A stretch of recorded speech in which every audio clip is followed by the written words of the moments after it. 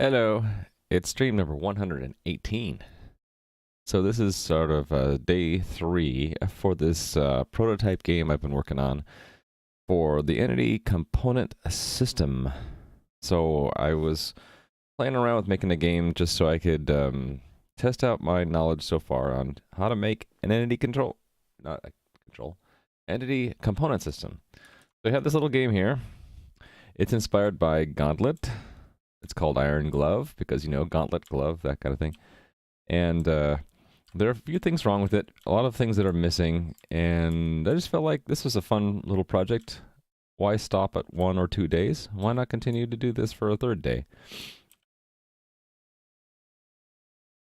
In fact, I have so much fun playing this that I sort of want to keep going. Actually, what happened to all the ghosts? Come on.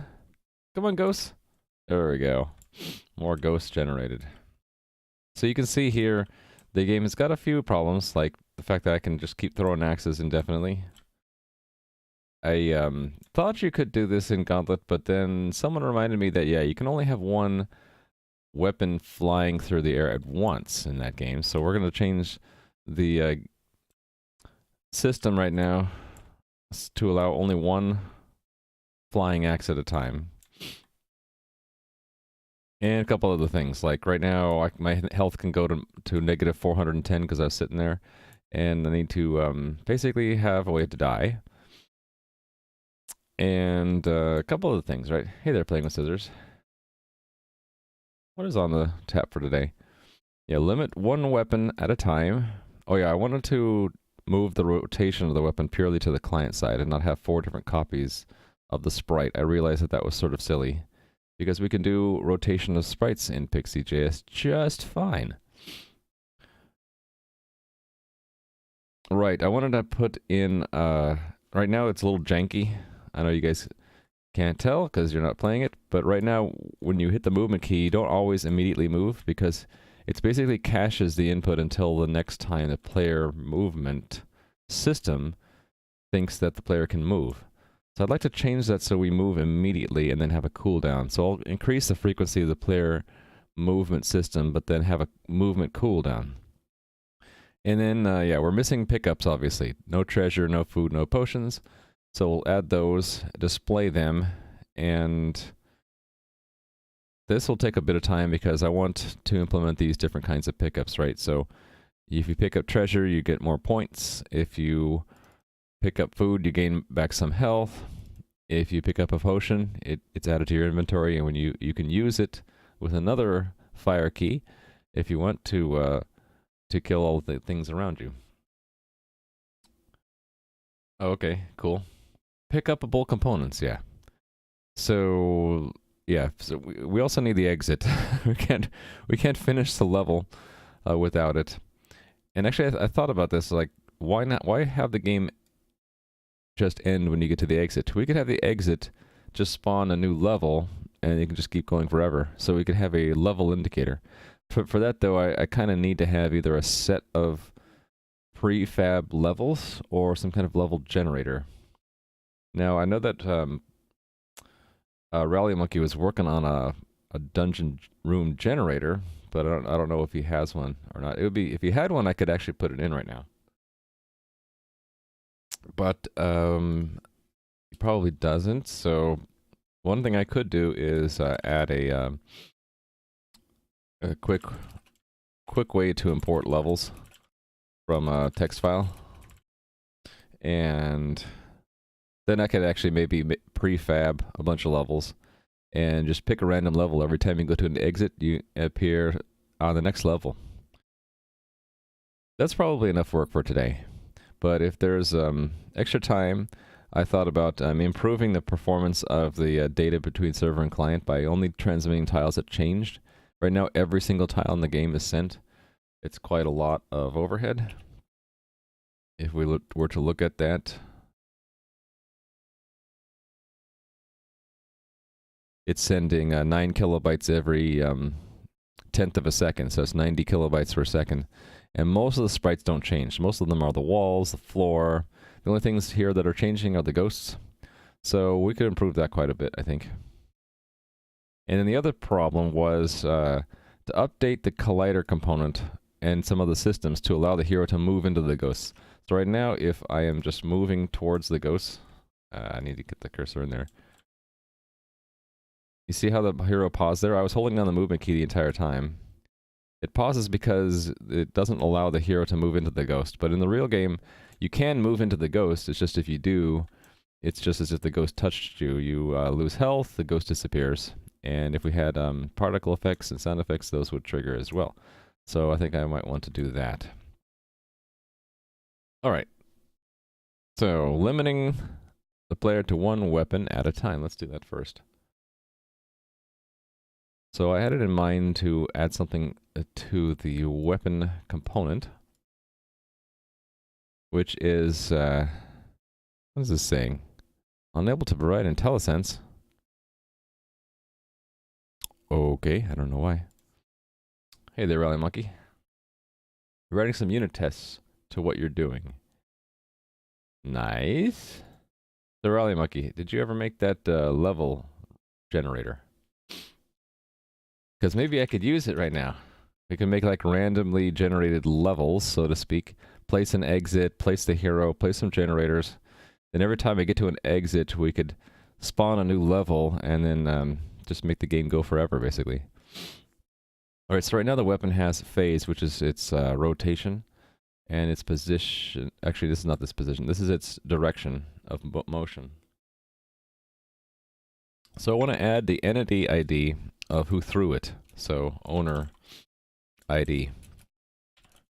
The idea is that the player, which we have here, will have a Boolean has weapon, or let's call it weapon in flight.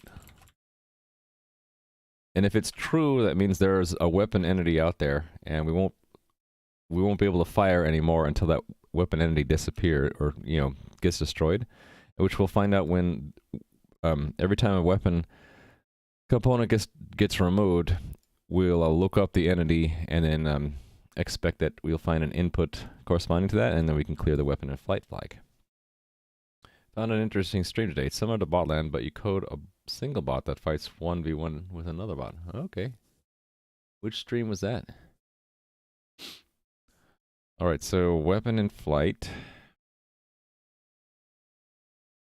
Owner. Twitch didn't stop the video of the host. I did stop. It's something with Twitch. I purposefully told Twitch to unhost like a couple minutes before I started streaming. Oh well. Hey there, Endorn. I haven't really started much work yet, so you haven't missed anything. CFD optimization, is that the channel? Let me look at that for later. This is... Actually, let me paste both of your comments. And this one... I have a hard time copy pasting links from Yada if the entire chat message is a link.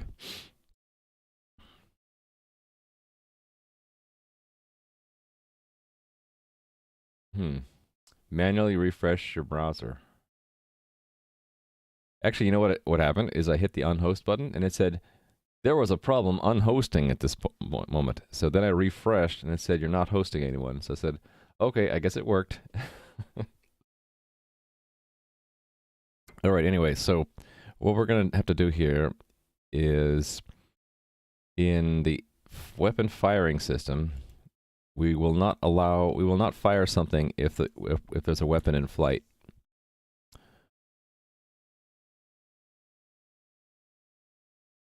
So up here, so we'll say if input dot weapon in flight continue. There we go, easy enough. And when we create the weapon, we'll attach our own owner ID. How come it's not? Oh, not the weapon position.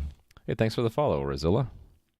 Weapon dot or arrow owner ID. Here we go. So we'll set our own input entity ID. Therefore, that's so that when that weapon gets destroyed, we'll go back to the input component and clear the weapon in flight. So that's the weapon system.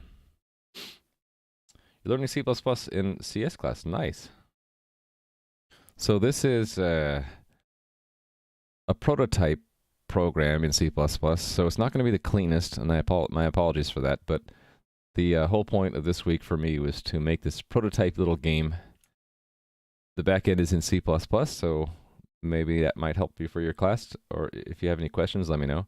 The front end is in mostly in Pixi.js in the browser, with a little bit of React to handle the non-graphic state. Okay, so weapon system. Where does the weapon get destroyed? Okay, the weapon gets destroyed in a couple places. I think what I'll do is actually move these out to a helper, so that because it's getting a little bit we're doing a lot of work here that's the same. So here let's take this out and make a helper function for it. On strike. Yeah, I don't have a death system yet. Yeah, health negative 1200. Something seems off here. Yeah, exactly. I haven't put the death system in there. You're confused by the title? Yeah, I don't know if that's the best way to put it in the title, which is I just try to list the languages that I'm using. So that's it's perfectly fine to ask questions, or if you have an idea on how I might set the title differently so it's not so confusing, I'm open to suggestions. All right, so on strike, we need the components of the game, and I need the collider itself. So collider, and this entity is destroyed. We're collecting a set of identifiers for the things that the weapons are hitting. So that we're going to modify that. And this, we can just use collider. Actually, no, the collider is what we collided into. So this, let's rename this one to be victim collider. All right. And then we need the weapon itself. So that's weapon. I guess I don't need, this doesn't need to be a pointer. This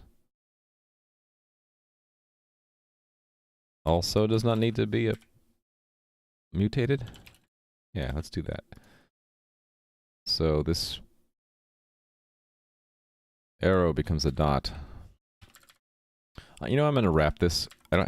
It's too long. There we go. Did I ever check CM Griffin's stream? Yeah, but I don't catch his stream that often, and when I do, he's not really programming, so I have difficulty paying attention, I guess. He likes to chat with his community a lot, right? Which is pretty cool, but I haven't been able to follow it that much. Hey there, John Games. Tiny URL fooled you. But did you click the today link or something? The link that you get from here? That goes to my plan for today, by the way. If you're interested in what I'm doing and I haven't explained it or you missed it. No streamer is safe from distractions. Yes, actually, some streamers are safe from distractions, but I found that their streams are really not as entertaining because they just work and they're super focused and they don't listen to chat, and then chat kind of gets quiet because people aren't getting any interaction with the streamer, and it's not so good. I actually like the streams where there's a nice balance between work and chat. I try to strive for that myself. Ooh, look at that. Thank you so much, Rozilla. I totally appreciate that sub. Thank you for your support. You only care to look at my mic and my chair? Okay. So I should just get up and you can look at my chair and my mic the whole time. The Discord message is a bit misleading because the URL is not this stream. Where did it go? Oh, no. Yeah, so in Discord I put links to the plan. Should I be putting it to the stream and the plan, maybe? Donut X3, distraction streamers, aka sleep streamers. Okay. So on strike, I'm gonna call this from 3 different things. Plan and stream. Okay, so I should put both. Let me remember this. I forget ideas unless I write them down in my notebook. All right, so on strike, I'm going to call from these places here, strike components. I already forgot my parameters. It's the weapon, then the victim's collider, and then the entity's destroyed. Okay, so weapon. Victim. So that's collider, and then the entity's destroyed. Okay, so then I can remove all of this. And then this goes to here. And how come it didn't like it? Oh, it's inside of impl. That be why. So let me build that and make sure the game did not break.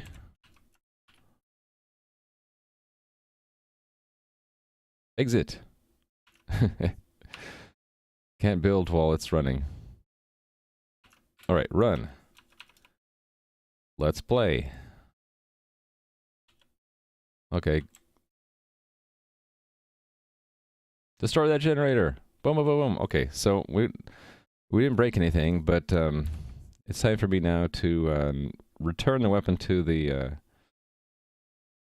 Actually, hold on. Why does it let... It shouldn't have let me fire more than once like that. Did I mess something up here? Oh, I never set that. Let's set that. That would be if there's no obstacle in the way. Right? True. Yeah, we shouldn't be allowed to fire again. So this is actually, because I only did half of it, it's only going to let me fire one time only. Yep, okay, so far so good. So now we need to return the axe to the hero when it strikes. So that's in the on strike here. I do have commands that works. Thank you for that, Endorn. Yeah, those commands help. I picked that up from Adam's channel. You don't know how to add commands? I don't think you can. Let me look into that later. I gotta enable you guys to add commands, right? For now, you can just send me a message about any command you want me to add later. Yeah, I need to give him more powers, don't I? Alright, so... Actually, it's not an on strike, is it? No, it is on strike. On strike, the weapon is destroyed. Yes, so when we destroy the weapon, we'll return it to its owner. So that will be getting the component of a certain type, right? So, player input, right? Or owner input is the input component corresponding to the weapons, not the weapon's entity, but the weapon's owner. Okay? If the owner is not null, then the owner, weapon in flight, false.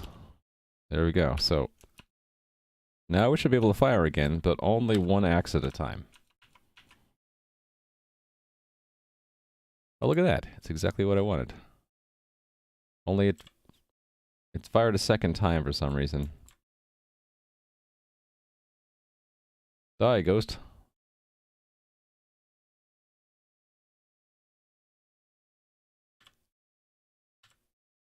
Ah, I see.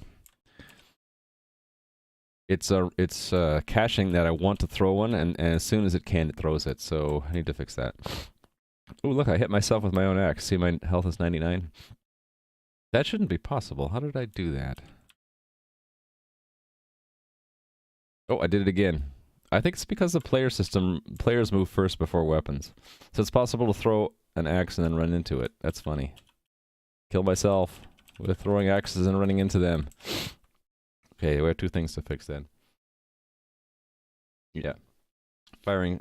I want it to be holdable if you have the weapon, but... Okay, so we can fix this. It would be... Let me think about this.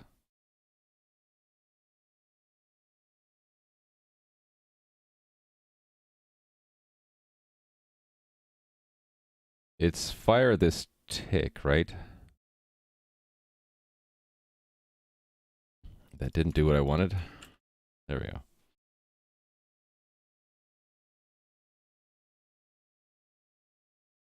Yeah, it's firing a second time because it caches that we want to fire again.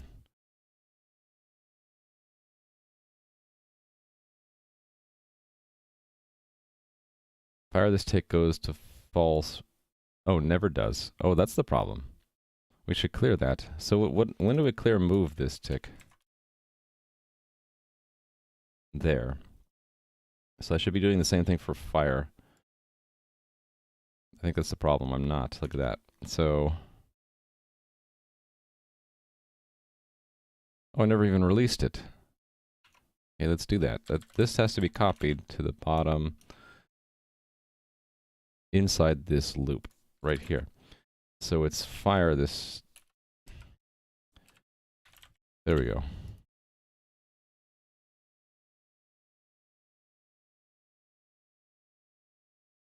Instead of this. I guess I could have okay. I could have put it up there. Let's just let's do that. Really it goes up here with that block and this is redundant. Hey there, bug found. Uh-oh, what'd I do? Wowee, look who's here. We have Rami, and we have Pon, and we have bug found. Yep, you found a bug. He's been found.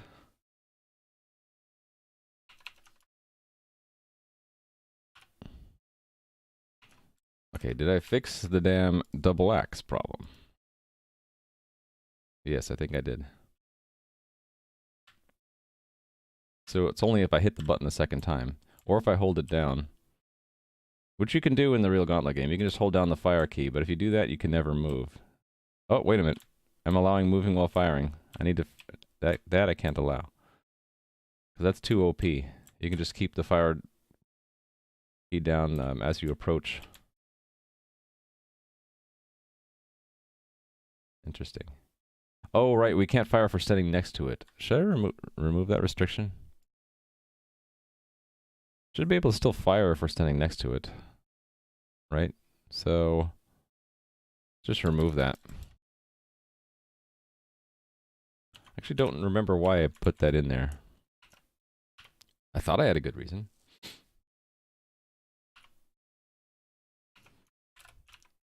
Let's try again. Oh, maybe that was why. Let's run into the axe to kill it. Wait, what's going on? Okay, that's weird. I broke it. Why would that be the case? Oh, it's creating it and then, what, it immediately flies into something else? Hold on. What's going on?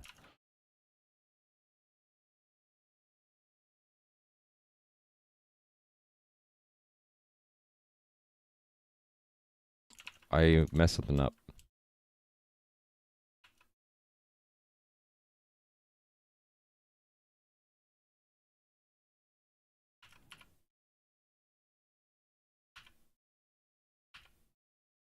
How come I can't build it now? That was weird.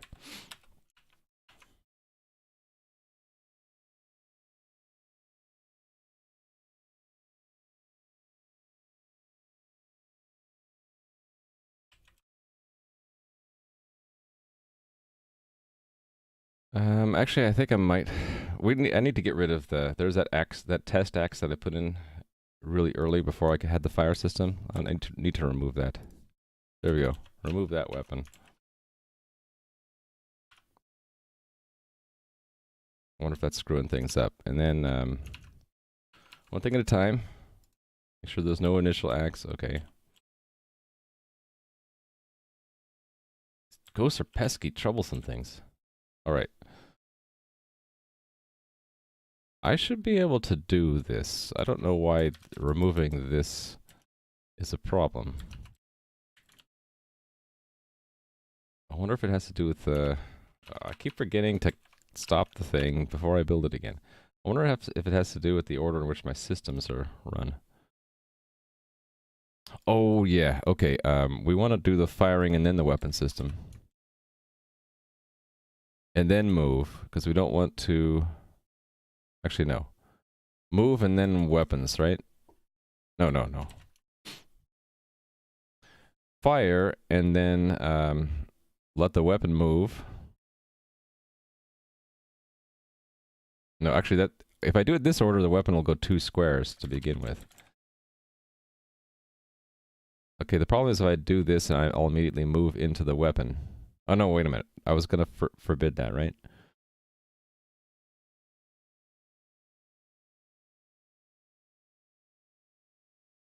Let me think about this. No, if... Okay, I need to be careful here. I don't want to throw the axe and immediately run into it. Maybe a flag that if we just threw the axe, we can't move. Even if you release the movement key right away, make it fly 1 tick.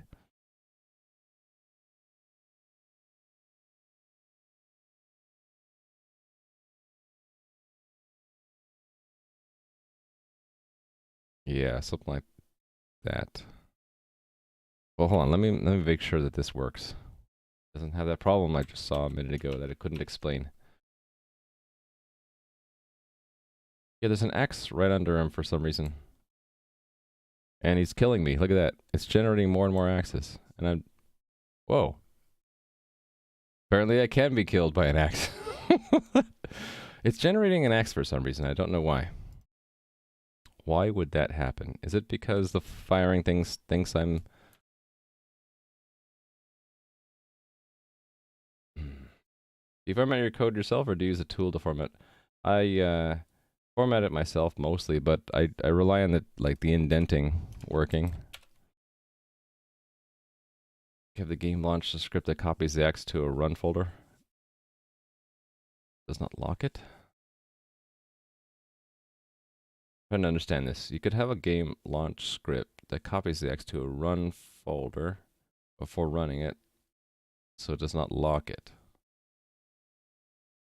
I'm not sure I completely understand that.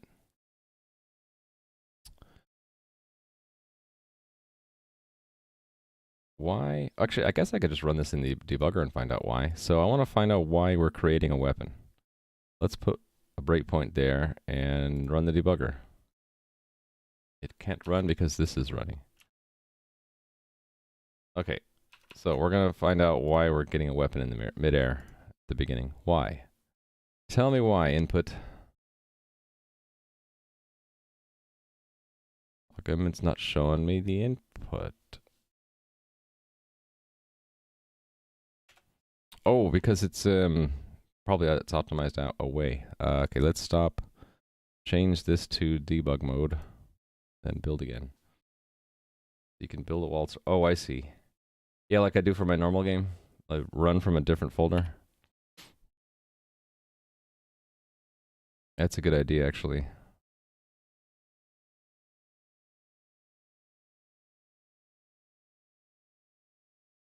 Const auto better than, say, constant. It has to do with why I use auto. It's just to avoid having to say the type twice. Here I could it probably makes more sense to put the type because the type isn't on the right hand side. But here the type is here, so it would be redundant to say weapon star here. So like this one might be on the edge here where I might want to do that. But I'm in such a bad habit of doing auto whenever I can get away with it. Maybe it doesn't have a direction yet. It could be. I wanted to really just not guess and just run it in the debugger and see it. Let's see why. I'm just guessing it has something to do with the input is not initialized right. Yeah, why did it end up getting in this at all? Oh, wait a minute. It never checks to see. Oh, snap. That's why.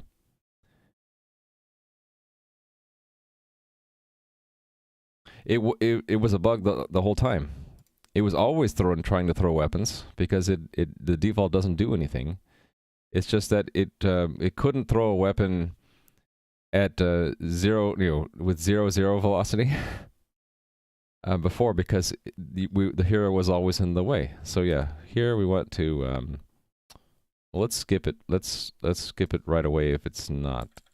So let's say if, actually even before that, if input fire or not fire, right? Continue. There we go. Let me move it back to release with debug info. Terrible bug to have. So I forgot to mention that I should consider changing my small Twitch icon. Yeah, it's under consideration. John, sorry about that. It's on the list of things to do. I haven't decided what kind of icon I want to have. Right, pink. I know that was an idea, Harley Mucky. I don't know if I'm not one to make pink look good though.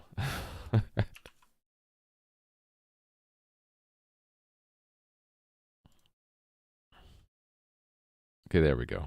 And I should be able to throw one at the wall and nothing happens. Good. Okay, this actually feels a lot more like the game. Like the real Gauntlet game, which is nice. Die, ghost. Yeah, in the real game, if you throw an axe and it goes down the corridor, you're kind of screwed until the axe hits the wall. You can't fire again.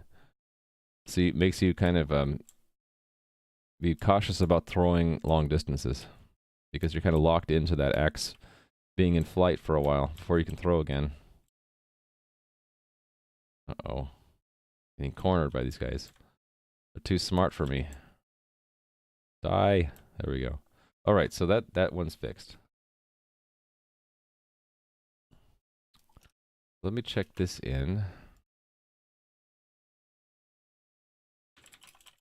I just changed the back end, right? I didn't do anything in the front end.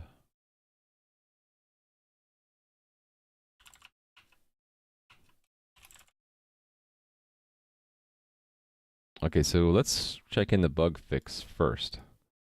This is a serious problem. And this is... Oh, thanks for the bits. Philip Sandstrom?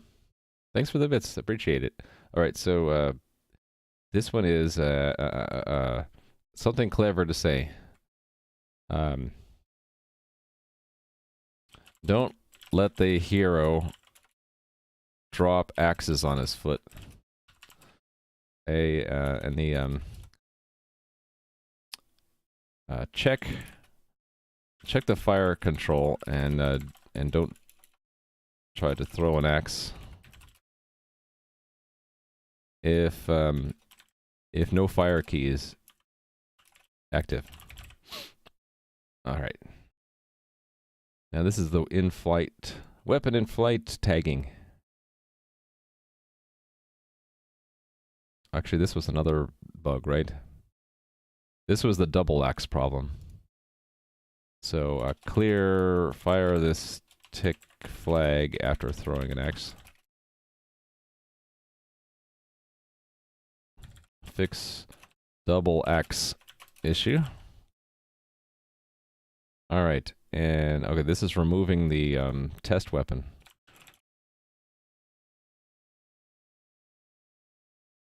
All right.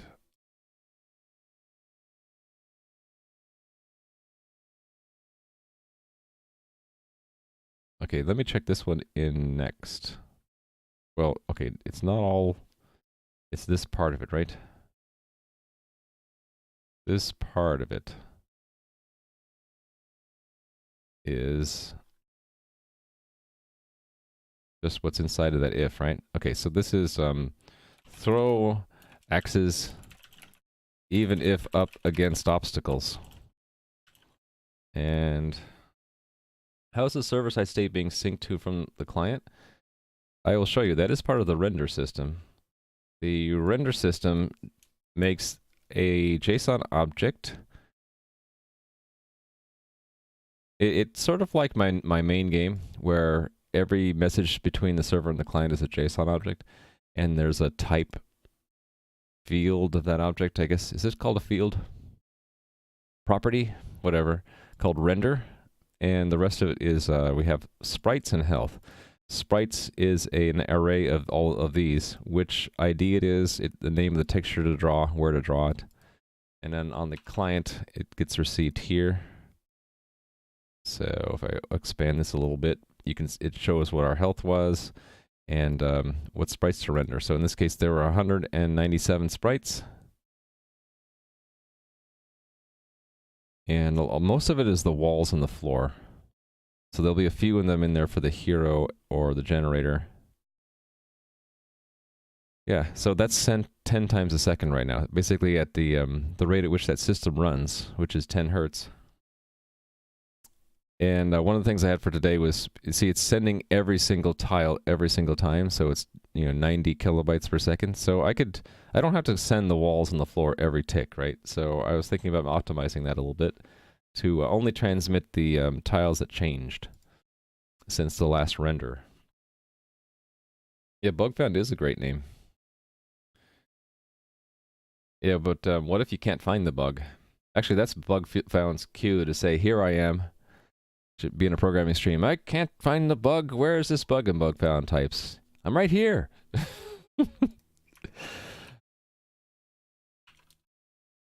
Okay, so this was the weapon firing system, right? Implement weapon and flight system. Don't let the hero throw another axe if one is in flight. When throwing an axe, attach the hero's entity ID to it. When an axe is destroyed,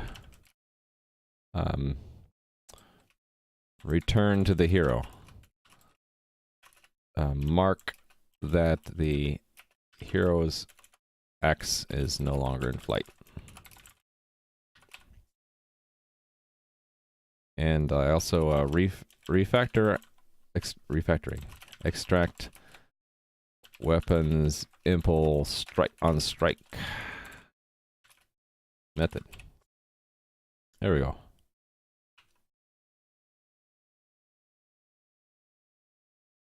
I can read your small font. Hey, but I use a big font, right? I'm okay in your book, I hope, playing with scissors. It's those other streamers, right? Yeah, I kind of struggle with that too. Like, I mean, they have their reasons. There's a little bit of sacrifice made when you make a big font. For me, it's easy because I have another reason, which is that I'm getting older and my eyesight is a little bit poorer, and it's kind of nice to be able to actually see my own code. But yeah, people who are used to like denser fonts, they're used to seeing more, and it's sort of a sacrifice to them to use a bigger font. Most streamers are too stupid to realize their font is too damn small. Well, I think it's probably more that they're used to the font being the size you would use if you're not streaming, right? Also, I reduced the bitrate of my stream down to 2 megabit, and so I would feel bad if I didn't make the font bigger because it would be blurred, like you guys are saying. Yeah, that is a good point, playing with scissors. If you have to see more than 30 lines at a time, then it's a code smell, right? Right, like this tells me I should probably refactor it because I can't fit it all on one screen. But I'm not gonna bother too much refactoring this prototype code. Yeah. Okay, implementing the weapon rotation purely in the client. Okay, so I realized this is sort of an epiphany after a stream yesterday. I'm like, why the heck did I make 4 different copies of my axe? I don't know. So I have it in mind to, actually I don't have this running. I guess I don't really need a sprite to do this. But see how it's axe0 a sprite? We can just rename that to axe, right? We don't need 4 different axes. And then I can export that to axe.ping. And then I can run my handy dandy texture packer UI. Okay, there it is. And open recent project. I hope this is the right one. Yeah, so we can delete all of these axes. Add just the normal axe, right? And clear, save, publish. Okay. And wherever we have x0 now, I can just make it x. So x.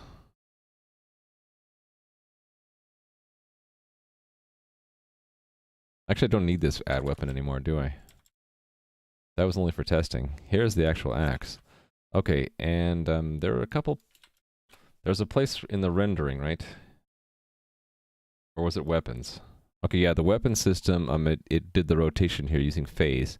So we can keep the phase, but just not modify the tile. Right? And then in the client, we can rotate with Pixi.js depending on the phase. Let me do that.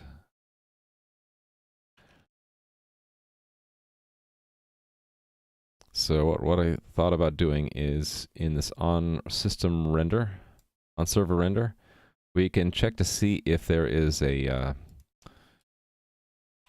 phase. If there is, we can rotate the sprite. So sprite dot, actually here I don't quite remember. You just learned you should not be streaming, but use the preview side scroll bar to preview hundreds of lines quickly. Let's see. I should have just kept this up from before. What I want is just gonna go through an example. Here we go. It's got rotation. Okay, it's just rotation. All right. So I want to take the phase, and that is, we needed to get into radians, so times 2 times pi, divided by the number of phases, right? 4. There we go. Let's see if that works. Oh, I was going to make that script. Let me do that too. Oh, thanks for following. I see you playing. I see you playing! Hello, SaidWho12. How's it going? Okay, I'm going to make a little script, but I'm not going to do it from scratch. I'm going to completely cheat and copy it from somewhere else, from my normal project. I have a... oh, not open workspace. I want open file. Alright, so there's a serve script. Yes, so let's save that. Call it do it. Do it. Thanks for the follow, Patsy. Sometimes you need a 50-line function. When that happens, you still don't need to see more than 30 lines of it. Yeah, I agree. If it's 50 lines, it's probably too big anyway. You're going to do a plugin loader today. Nice. That's in the shader stuff that you do? Or something else? Okay, so I want to run IronGlove backend. Actually, no, I wanted to copy it, right? So, why did I have this stuff?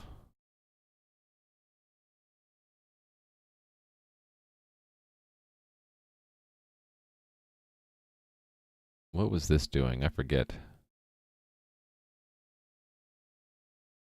I forget why I did this.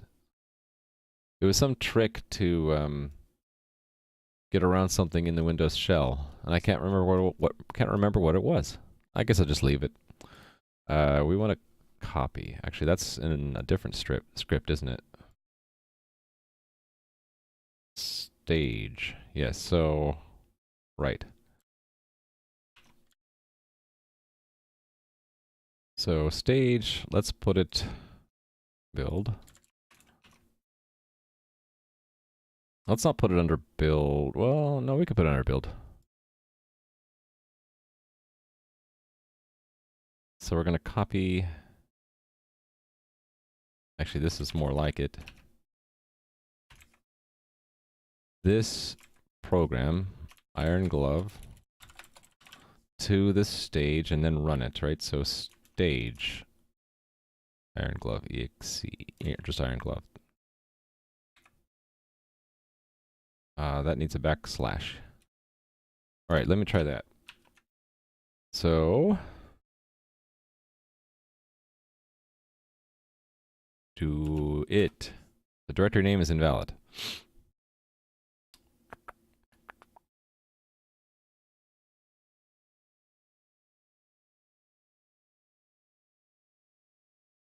Which one?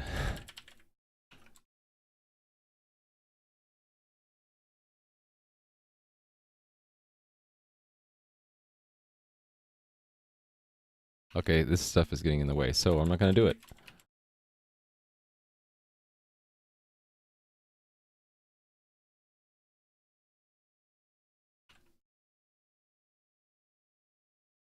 Oh, it's making a file called stage. Okay, I don't want that.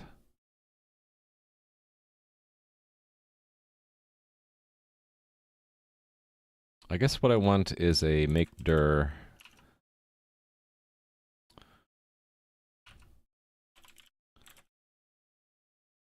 The one that doesn't complain if it already exists.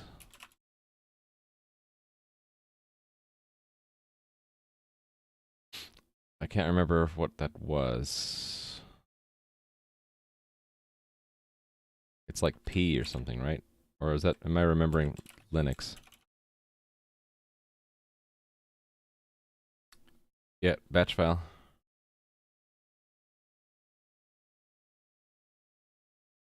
Yeah, I'm sure we disagree on how long a function can be.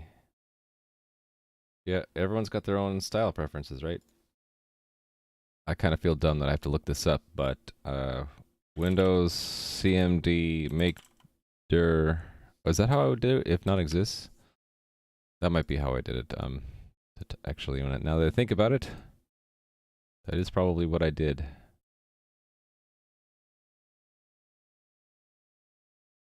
Hold on. That didn't.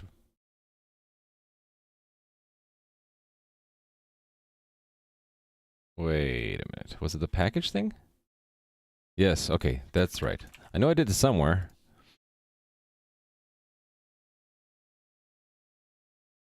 Okay, let's try this.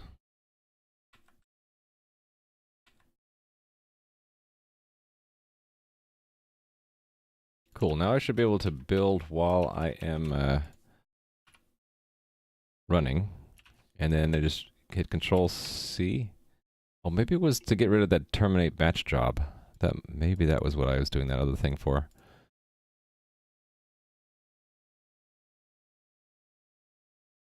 Hey there, Tim. How's it going? Let's give a shout out to Tim. I haven't seen his stream in a while. Maybe you're streaming around the same time I do. But, okay. Quick hello. Hello. Watch Tim stream sometime. He's got his own engine, right? Is it? You got your own engine, right? In C++, it's called Turtle, I think. And he had a racing game built on it. It was pretty cool.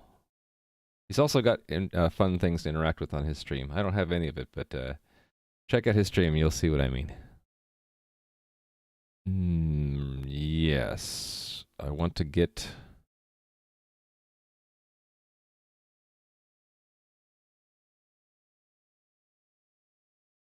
this little mechanism. I think this is to avoid having that, when you hit Control C.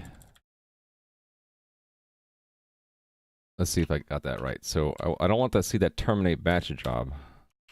Yeah, see, that little trick was so that it doesn't wait for me to say yes, no on terminate batch job. I don't know how I came up with that. I probably searched for it on the internet and found it, but it works pretty well. Oh yeah, today, this week is prototyping a game, so not running. Let's run it. Here's the little prototype game I was working on. It's inspired by Gauntlet. Oh, looks like my axes don't rotate right now. I messed up the rotation of my axes. But I'm just playing around with developing a entity component system. And so this actually has entities in it, and it has systems, and I'm trying to I don't know. It was fun working on it, so I thought I would continue working on it. This was originally intended to be like a 1 or 2 stream only, but now it's stream 3. Look at my axes are not rotating and spinning like they should. I screwed something up. Actually, let's see if I'm getting those phases. I actually need to have an axe in the air when I do that, right? All right, axe should be in the air. We try to find the frame in which we threw it. Okay, here's where we threw the axe. So we should have it spinning in the air here somewhere. Probably at the end of the list. Yeah, there it is. Okay, I'm not recording the phase. That's the problem.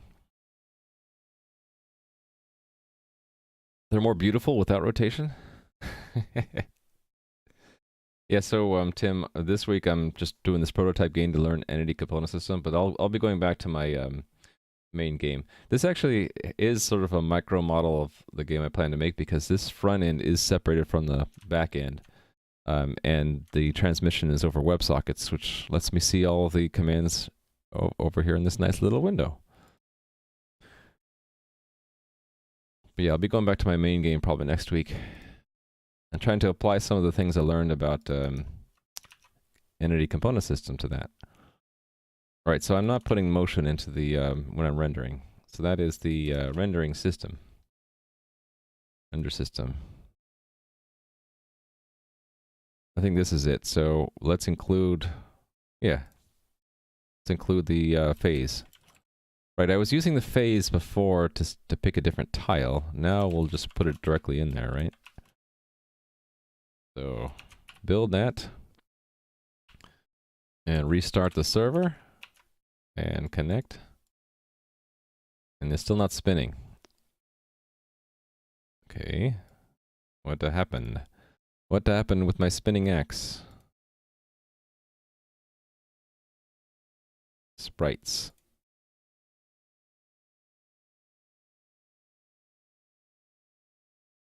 Okay, there's phase 0, so the next one should be phase 1, right?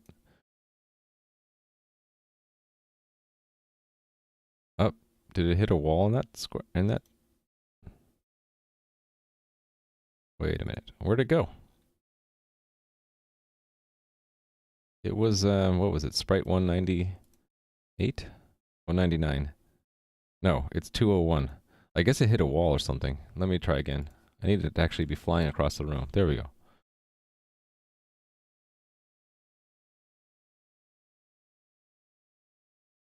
All right.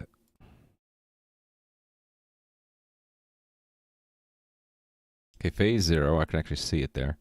That's sprite 100, sprite 200. Okay, phase 1. So, but it's still not rotating the sprite. Afraid to use a different method, but it was because it tried to minimize memory for the replay history. It's being animated to spin by changing the entity. No, I'm not changing the entity. It's changing a component. Well, I guess you're saying the same thing. I'm changing a component of the entity every turn, every tick. That's the phase of the thing. Right now, the entity list is pretty massive, but it's not like we're going to have a whole lot of spinning axes. It's just going to be one at a time. So,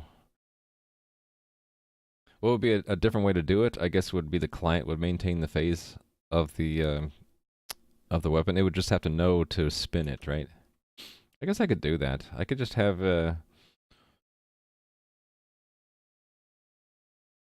flag that says this is a spinning tile, so spin it.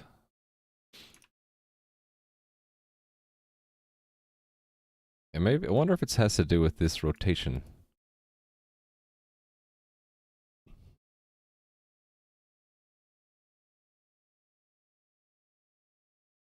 Let me do a console log here.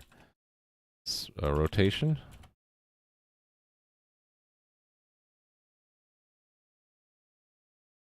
And try again. Throw the axe. I didn't see it. Oh, is it only when it's being added? No, it should have done it all the time. Oh, wait a minute. It's not phase. It's motion phase. That's probably what it was. Oh, phase is undefined. Right, because this shouldn't be in here. Well, hold on. It'll always have phase if it's in motion, right? So we can just do this.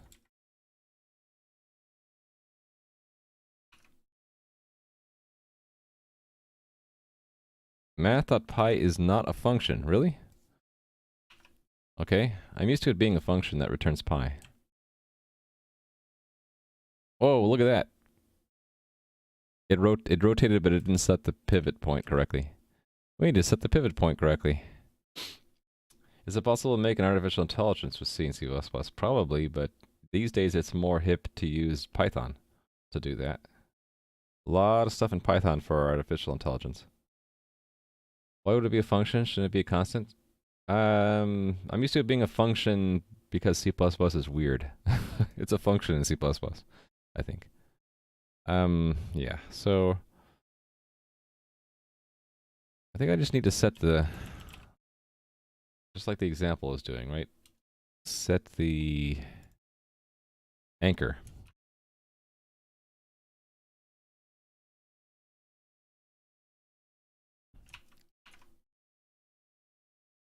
There we go. And we could even interpolate that for more fun and profit. Should we do that? So we do the interpolation somewhere here. Oh, it was in the tick, right? But to do that properly, I need to store it. Let's store it.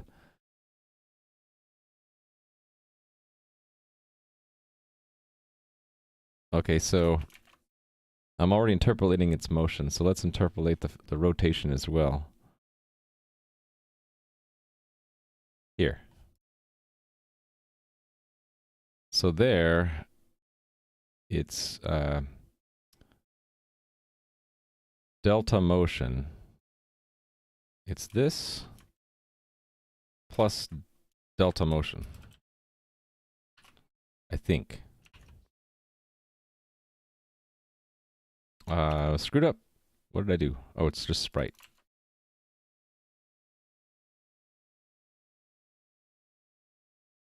I didn't do it.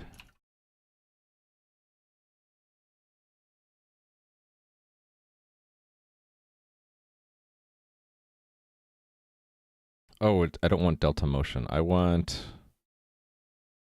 What do I want? Delta time?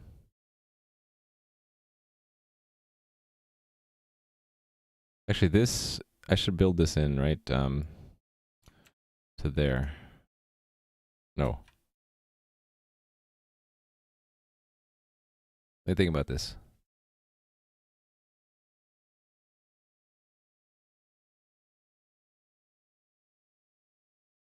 This is absolute number of seconds. And this is sort of clumsy. I have it hard-coded, but that's the FPS, or that's 1 over the frame rate of the server. So, yeah, so it's this divided by that. So let me get that as another...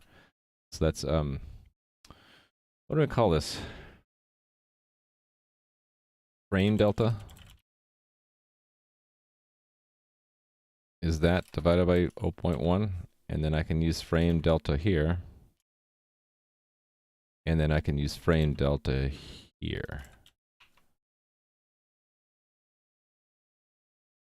There we go. Look at that nicely rotating axe. I could even increase its rotational frequency if I wanted. I don't know if you guys can see it. I have my stream set to 20 FPS because usually it's just a static code. But now here I actually have a 60 FPS game. That might look a little weird to you guys. But you can still tell that it's rotating, right? For me, it's smoothly rotating. For you, it's maybe choppy. I like it. Okay, let's check that in. There's no back... Oh, no, there were backend changes. That's right. Not too choppy? Okay. The function is getting a little long. Yeah. Okay. See ya, Tim. Yeah, there's a chat delay. Sorry about that. And there's also a delay in me reading chat. Right, so we remove the selection of different axe icons. Okay, actually, this also is dead code. Remove dead code.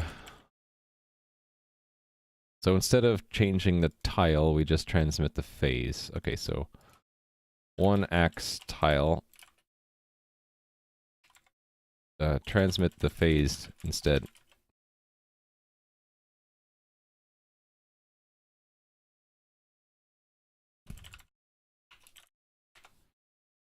Why is there a chat delay now? I don't know. There shouldn't be a chat delay. I didn't change anything. Okay, I removed the old. Oh, I should actually delete the old asset files. Right?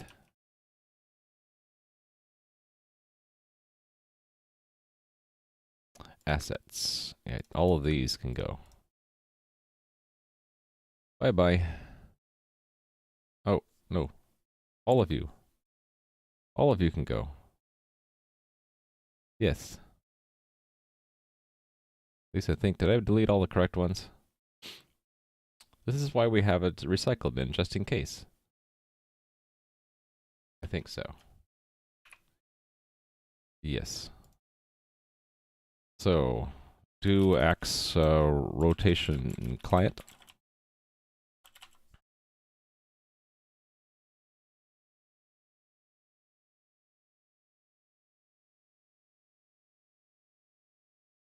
Let me see what the chat delay is for me. 1001, 1002, 1000. Actually, 1000. So for me, it's less than a second. So if there's any delay, it's delayed to broadcaster. So what do I get when I look at my own stream? How would I tell that? I guess I would just look at my own stream. I don't really usually do this, but let's see what happens if I do. Do I have, I can use this to see if I have quality options today. Oh look, I have quality options. How nice. But I'm not doing anything. Test a third time. Testing 1, 2, 3, 4, 5, 6, 7. Ooh, I do have a lot of delay. That took 8 seconds. Really? It's 8 seconds to broadcaster for myself? It says 3, but it's really 8. It lies. It lies. You're too tired to continue working. Yeah, for you, it's the end of the workday, right? Lies, exactly, lies. Okay, what's next on my plate? Move immediately on input and then cool down. Okay, so that's a change to the player movement system. 2 p.m. You're already, well, what day is it for you guys? You're in Europe, not in Australia, so I get this confused because I watch some people who like stream from Australia and they're like a day ahead. So for you guys, it's still Thursday. Oh well, I can't say TGIF, but all right. So player movement system right now, right? It just enforces that it doesn't do anything every other tick. So instead, we will have it do something. I need to record the fact that he moved. I guess what we'll do is we'll have a cooldown. Move cooldown. And every time they move, we'll reset the cooldown. And we'll have if no, not here. Right here. If input.cooldown move cooldown.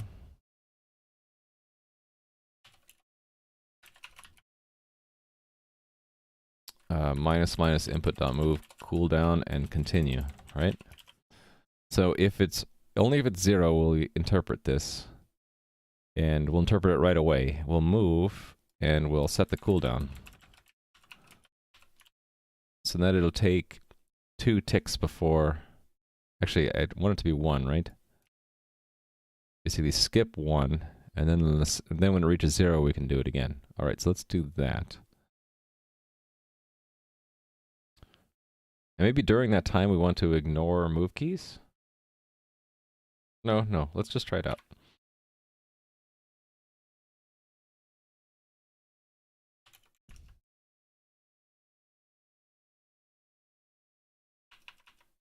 All right.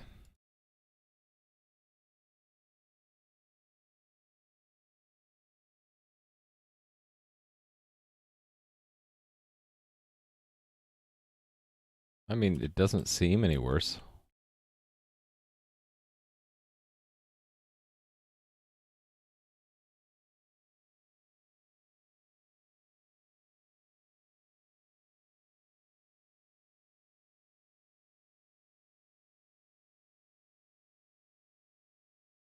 What I'm trying to print out rotation out is slowing things down. Let me remove that.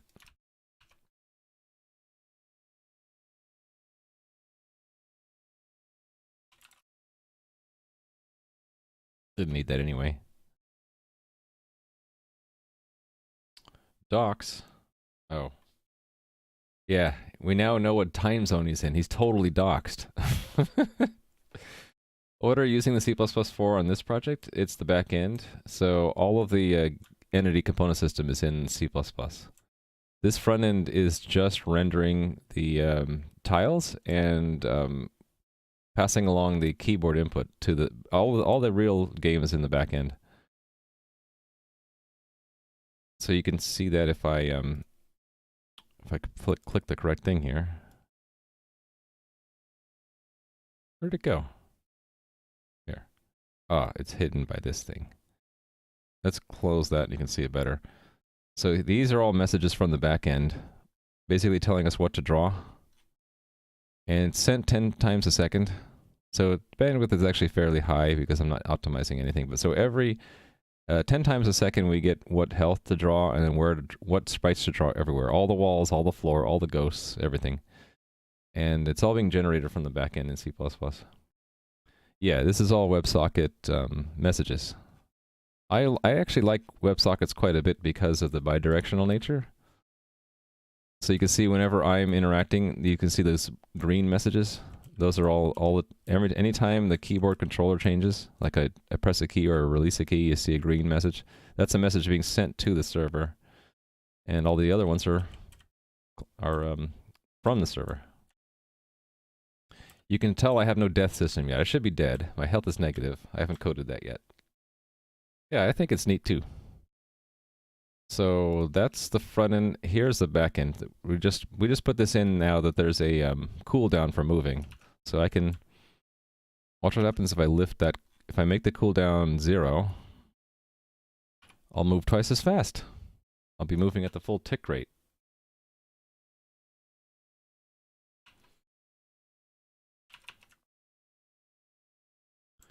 There we go. We're moving at full speed. This is the rate at which the game is ticking, by the way. It's 10 frames per second.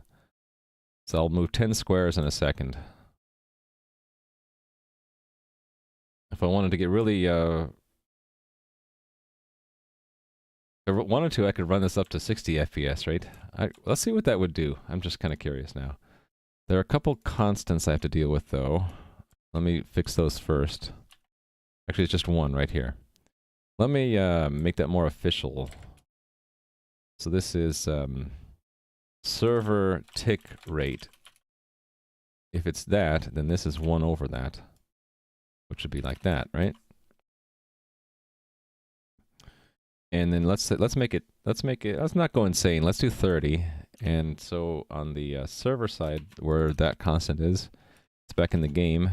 It's controlled by this amount to weight between ticks. So instead of 100, well, let's just do this. It's 1,000 divided by the rate I want, right? So if I do 1,000 over 30, it will be 30 FPS, right?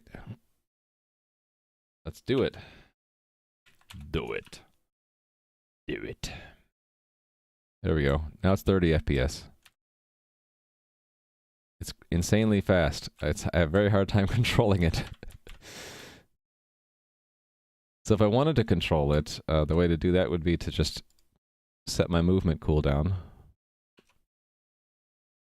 back to, let's make it 4. I'm just guessing here. 4 minus 1, because it counts down to 0. So now I move every 4th turn. So it's back to, I think this is roughly the... My axes fly really fast, though.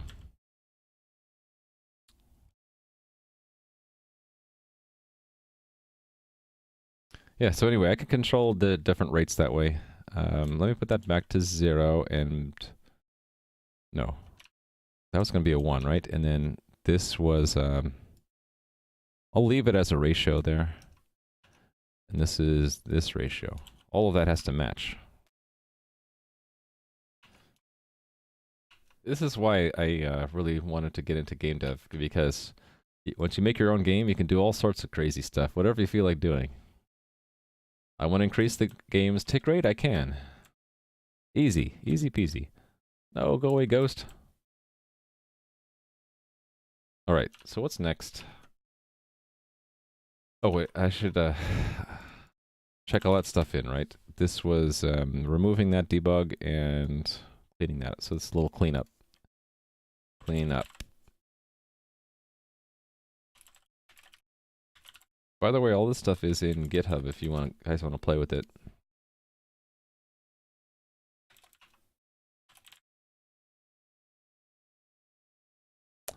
Yes. Alright, so we implemented the move immediately with cooldown instead. And this was a cleanup, so clean up. Right, so player implement immediate move with cooldown for the hero. Actually, this is the hero. So now we don't have to wait for the next time we're allowed to move. We can move immediately, but then there's a cooldown period. All right, so next. Adding pickups. You know what that means? It's art time. We need treasure, food, and a potion. Okay. Art time. So let's make a new sprite called treasure. And let's erase what we had there. I don't know. How about a little treasure chest to start with? What's the shape of a treasure chest generally?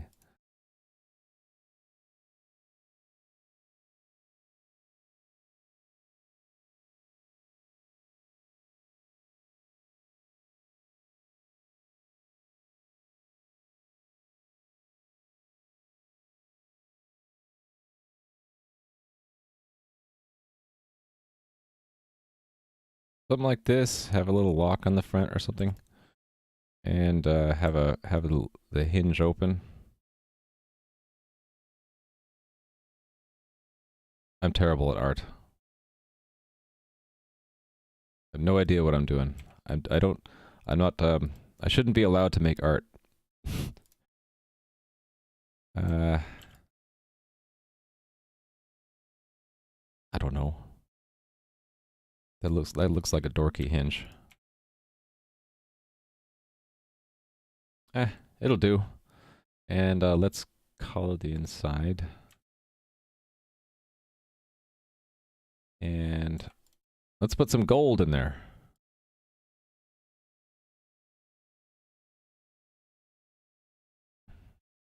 We need the gold to show more prominently, right? Actually, let's make this.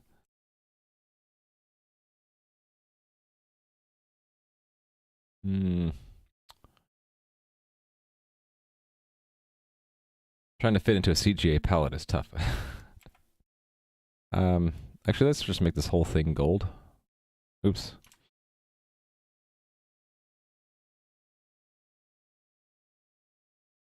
Actually, you know what? Should I even have a treasure chest at all? Let's remove the box top here.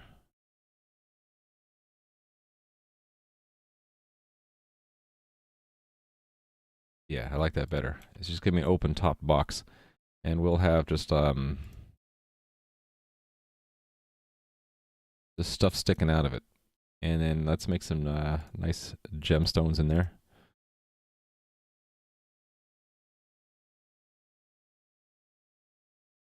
Make a red one, brighter red. And let's have a sword sticking out of it.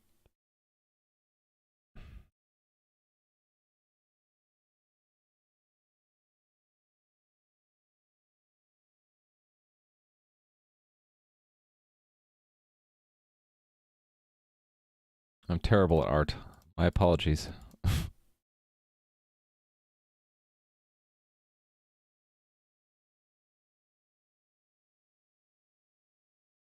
This looks horrible.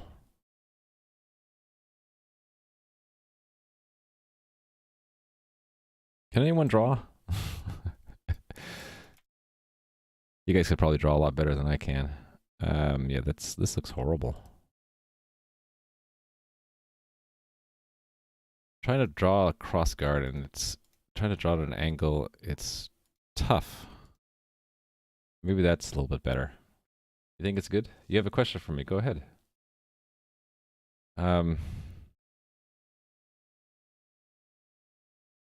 It's really hard to see zoomed out, but it's going to be zoomed in pretty far. That might be okay, right? Yeah, let's just go for it. We'll save that and export as treasure. And then I need some food. Let's make another one called food. Warrior, shot the food. Right? Is that a crown? No, there was a sword sticking out of it was like supposed to be a treasure chest. Yeah. That's the sign that my art is horrible. Someone says, "Is that something that's not?" No. Do you know if you can error in a constructor without exit? You can, if you catch the error. If you don't catch the error, it does exit, and it will unwind the construction. Sure, you can error. The only thing you're really not supposed to error in is, with exceptions? Yeah. Yeah, you can throw exceptions in a constructor. The one place you really shouldn't throw error is a destructor. You really shouldn't do that. That can be a problem because destructors can be called while you're unwinding the stack because of handling an exception. You don't want to throw an exception while you're in the midst of catching or throwing another exception. Okay, I need a plate or something. That's what I was thinking about doing for food. Yeah, something like this. Here's a oops. There's a plate. Oops, too big of an eraser. There we go. And then let's put some victuals on it. Some like greenery. And then let's make a drumstick.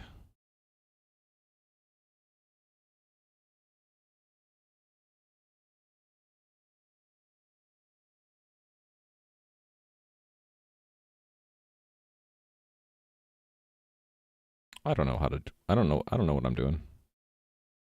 That looks more like a fish, actually. I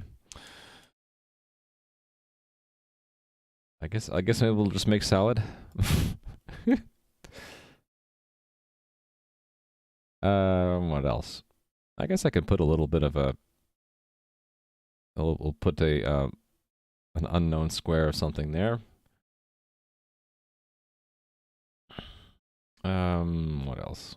Actually, how about we put a little goblet next to it? I can do a goblet. Goblet I can do. It just looks like this, and then we'll fill it with a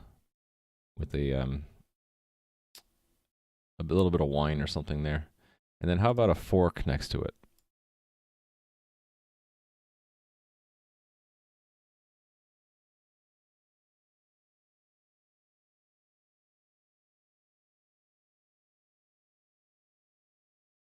Let's move this down.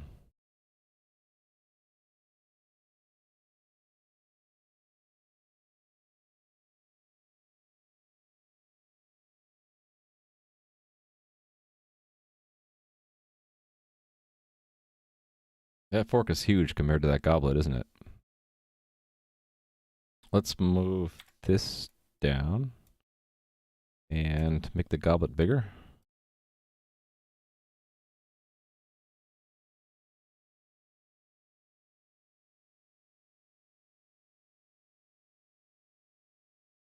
And let's move this fork around. I have no idea if people are going to be like, what the heck is that? What if I make it a spoon instead? Could be a shot glass, yeah. Some call it a trident. It looks too big.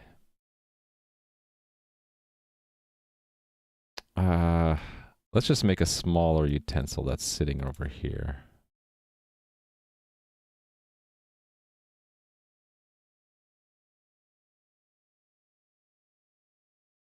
No way that looks like a spoon. People will be like, what the heck is that? How about a knife instead?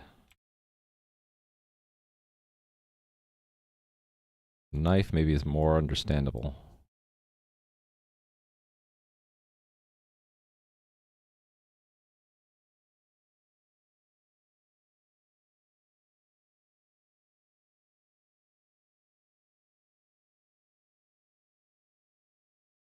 I don't know what I'm doing. That doesn't even look like a knife to me. Ah, okay, that's my best attempt for the day to make food. Actually, let's fill this in.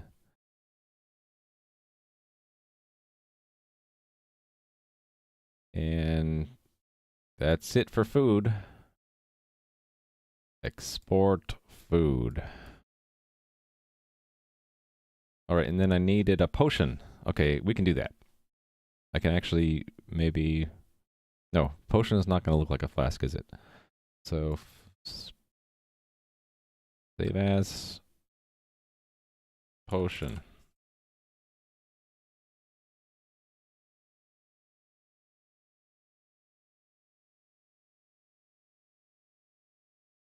Potion. So let's make it blue. Well, hold on. Potion's got like a thin neck and then it widens out. Whoops.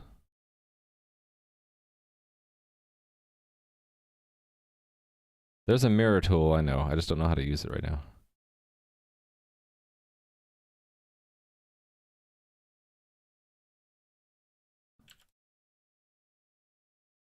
Let's move this a little bit. What's the move tool again? V? All right.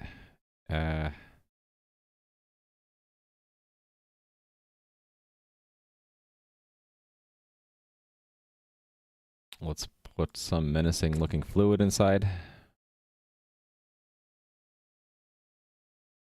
With erasing the top a little bit. Put a little stopper. There we go. That's a potion. Save. Export. Alright, so back into the texture packer. Add sprites. So we have a treasure, a food, and a potion.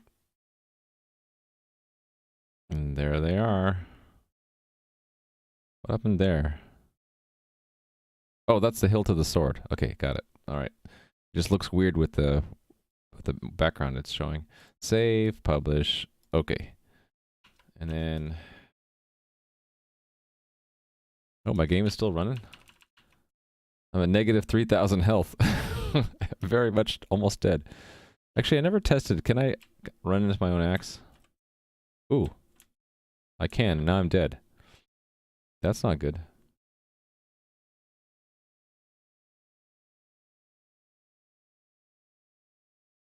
Yeah, I forgot to fix that.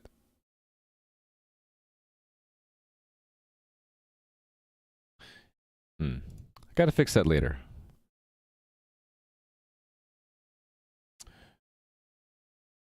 Let me wrap this. Food, potion, and treasure.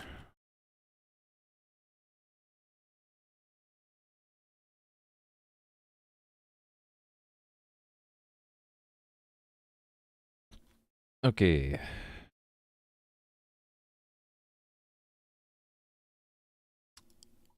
Let's add some treasure to begin with. Well, thanks for follow. The follow, I should say. Jumble Guy. Thank you very much. Okay, so treasure has... Let's just put it down without any of its components yet. We'll just put one in the level somewhere. Let's put it at 2 by 10. So I want to see it show up. It won't actually do anything.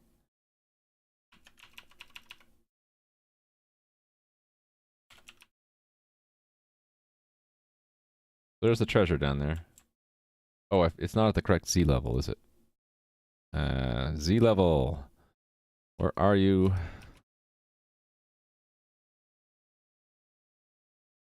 Z level 1, there we go.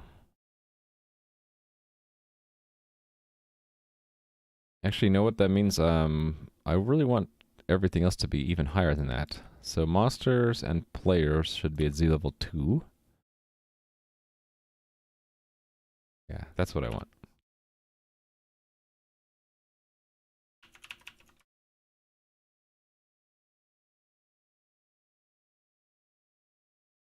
Interesting. It didn't work. Did I not build that? It should have put it above the floor. Doesn't look like it's above the floor. I had this problem before.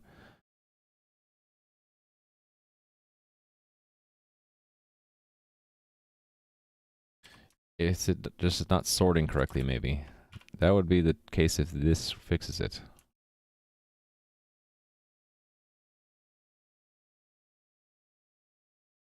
Okay, so there's something wrong with the sorting. Again. It shouldn't matter which order in which I created.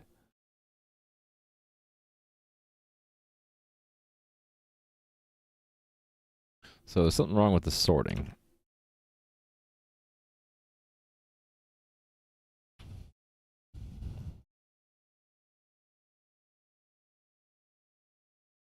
Why would it affect this only?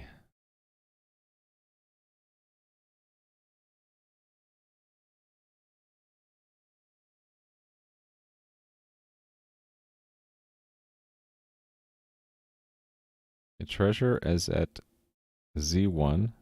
Wait a minute. I thought I put it at 2. No, I put it at 1. The hero is at Z level 2, right? Yes.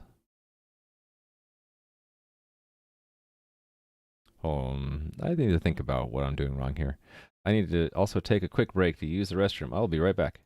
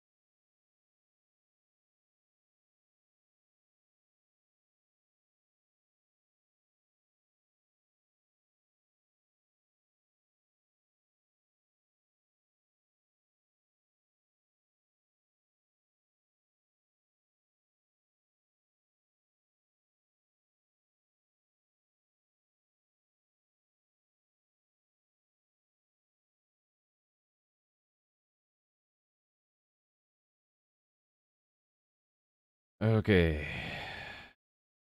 Oh, just make the fork and knife a 1 pixel line. I didn't see that. Why not just draw an apple or banana? That's a good idea.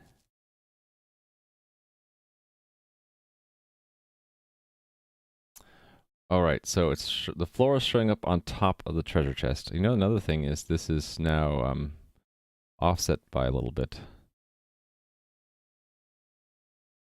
I need to fix... Oh, it's not the... I moved the anchor, but it's really the pivot that I wanted to change, right?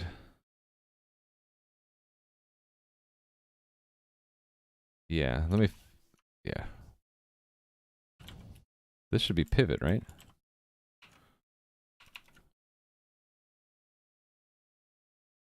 No. All right, it's not, that's not it.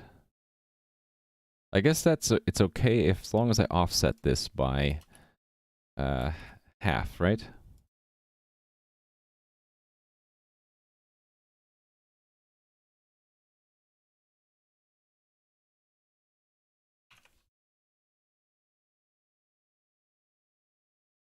There.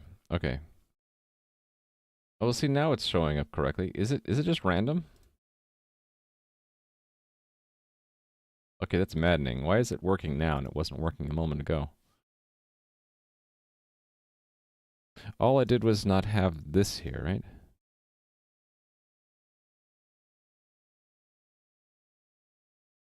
Now it's working. I don't understand it. I guess I shouldn't complain. If I reverse the sorting, it will be a problem, right?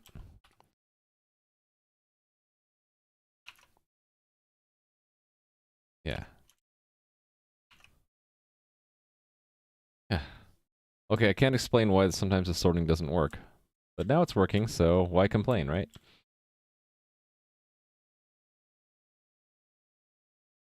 Alright, so the treasure's there. I can walk through it, right?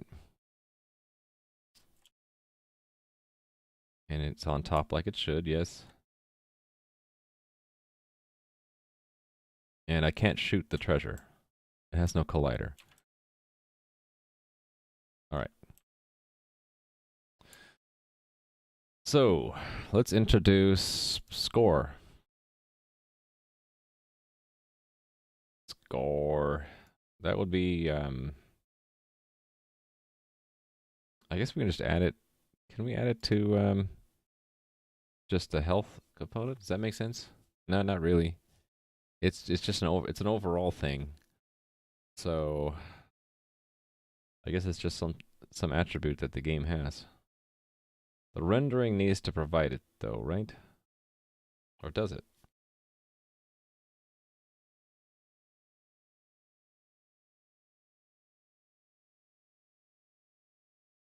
I actually have no place right now to store game-wide state. We should probably make something for that.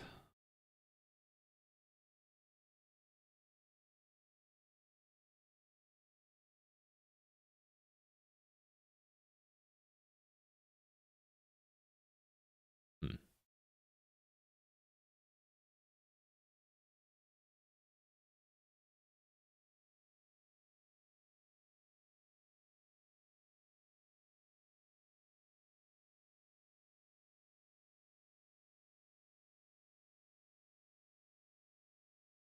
I suppose I can make it part of the components.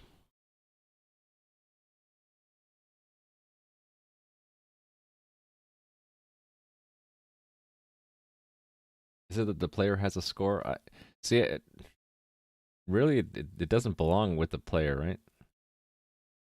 I guess it could. If this became a multiplayer game, the hero does have a score.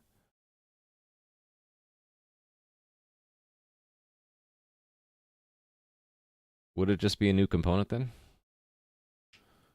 All right, well, let's just make it a new component. We'll call it well, I already have monster. What if I make a hero component? And in the hero, I don't know why this is complaining at me. Maybe in the hero, maybe that is the right way to do it. Because I also want to store whether or not the game, what level we're on, and whether the game is over or not. We could put it all here, right? Well, game over will be if the health is less than 0. Actually, the game over would be the hero stops existing. All right, score. And then while we're at it, let's just preemptively put in potions as well. And yeah.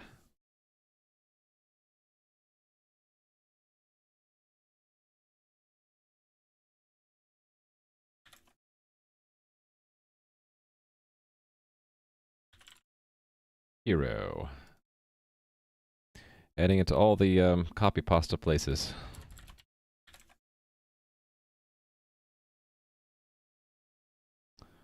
Heroes. Spelled dubiously.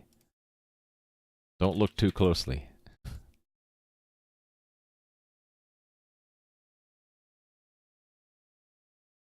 I guess we can spell it correctly.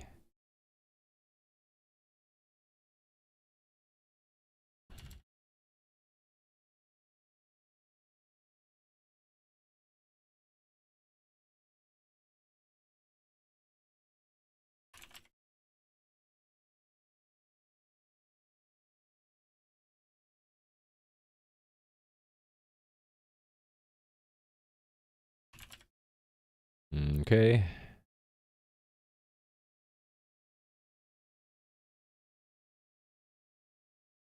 And that builds, right?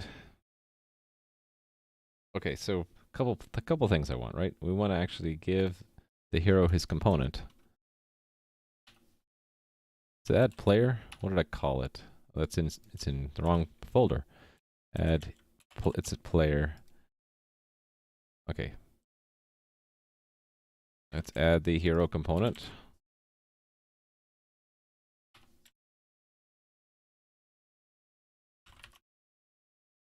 Score 0, and we'll start them off with no potions. I don't have to do that, but I'm going to do it anyway. And then let's have the score rendered. So the rendering system already finds the player. Let's also look up their a player hero. It'll just include their score directly. Score, actually, we can include the number of potions they have as well. Do that while we're at it. Okay, that's the back end. Front end. We had some display here outside of Pixi, right? Score and actually it's null if we don't know what it is, right?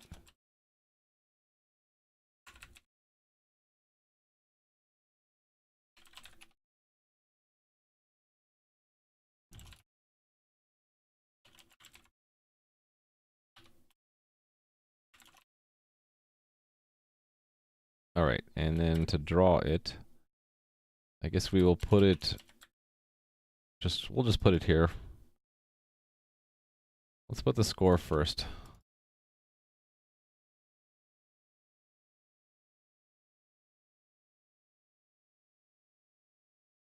For a real polished game, this would all be drawn in Pixi somewhere on in the stage. Off to the right, probably.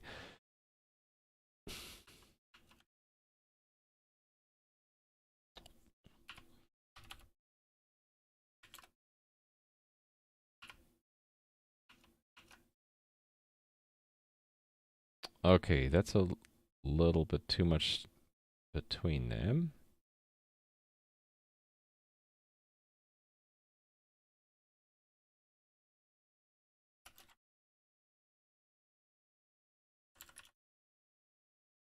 Let's hack the CSS a little bit.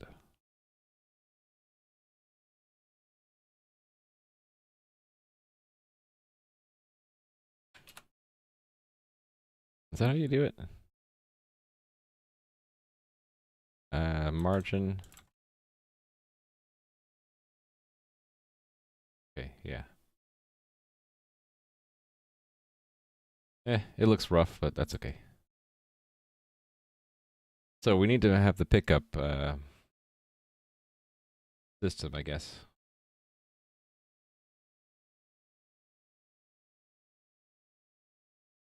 Or should we make that part of player movement?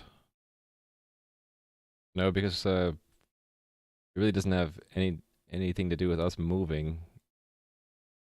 It's if we somehow arrive in the same square as a pickup, right?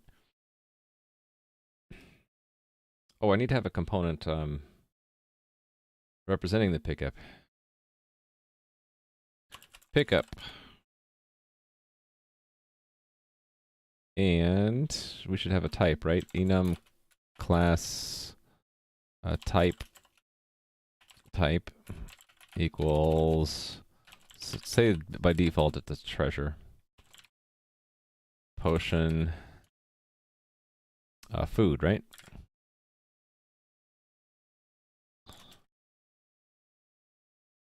Alphabetical order. All right. That means I need to update components again. Woohoo! It's getting a little bit of a nuisance that I have to do a lot of boilerplate stuff whenever I add a new kind of component. Makes me think in the real thing I want to make it easy to add a new type of component and not have to do all this boilerplate stuff. I have to do that, and then I have to go in here, and all of these things I have to make a new list of it.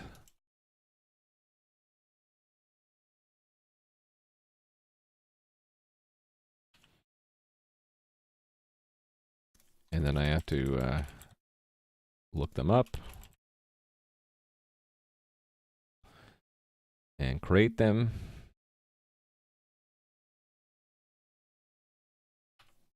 I can't spell today.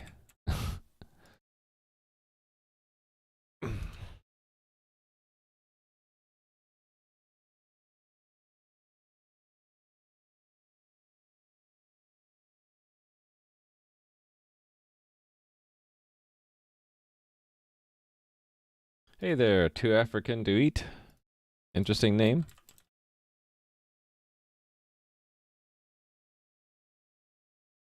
I am making a little prototype game to test my knowledge on entity component system.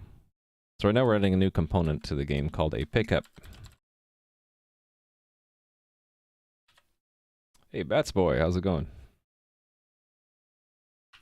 Alright, that should be enough, right? And let's see. The component exists, so now when we make a treasure, we can attach the component to it. So add a treasure, so in addition to a position and a tile, it'll have a pickup component. And pickup type will be pickup type treasure. Treasure, 100 points. Okay, so need a system, pickup system now, because whenever the hero runs into a pickup, we need to actually do the picking up. You're trying to figure out how to make an FPP controller in Unity? I know nothing about how to do that. So this is just a prototype? Yeah, this is just a prototype to test and learn. It's not the main game. What I want to do is learn from mistakes like this. This is a mistake, right? I shouldn't have to do all of these almost identical loops, right? I want to learn from those mistakes and do it better in the real game. You took on a task too complex to finish in 15 minutes. Well, assign it to Hideo, right? Blame Hideo. Yeah, so this is the ugliness that came out of me not thinking about this in advance. So this is why we prototype, to learn what we shouldn't do in the real game. And both to learn what doesn't work and what works. Yeah, and yeah, exactly. I could have, instead of prototyping, I could have done the main game and then done testing and refactoring, but prototyping is just something you can do if you're really not sure what to do at first, and you just throw something together to see what actually works and what doesn't, and then learn. But you know, I could turn this prototype into a little mini game that I was thinking about it. Like I have this VRB screen, right? That guy. And what if instead of a static screen, I had a version of this game that was playing itself? Like let's say everything was randomly generated and the hero is actually automated as well. So while I'm gone on a break or something, you'd be basically watching this game play out. What version of Visual Studio? It's Visual Studio Code. So I've been using that because I want to be able to work on Linux or Mac and use the same, use tools that are as similar as I can make them. All right, so a pickup system is what we need, right? So let's just copy another system, call it pickup.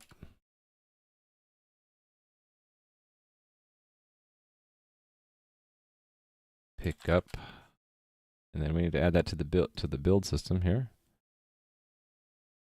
Pickup is near player firing, alphabetically.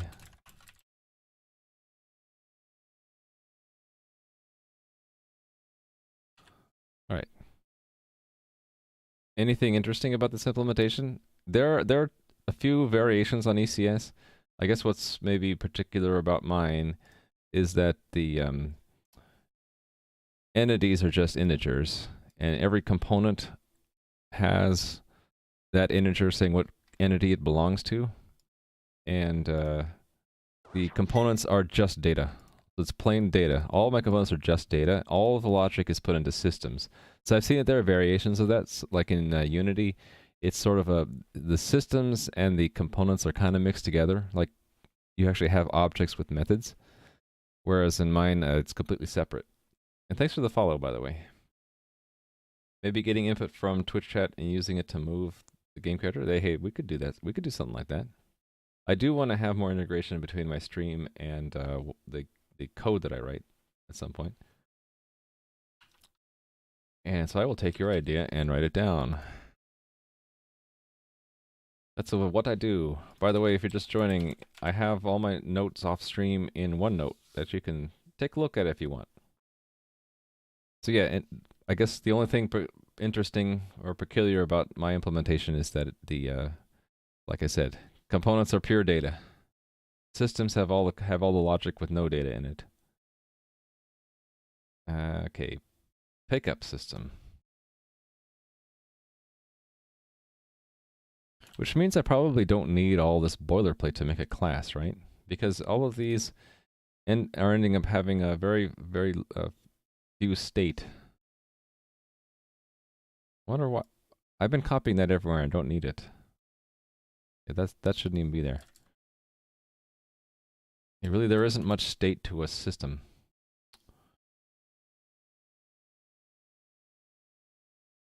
Some stuff did have to have state, right? So like the rendering needed to hold on to the WebSocket, but it's not game state. It's server state.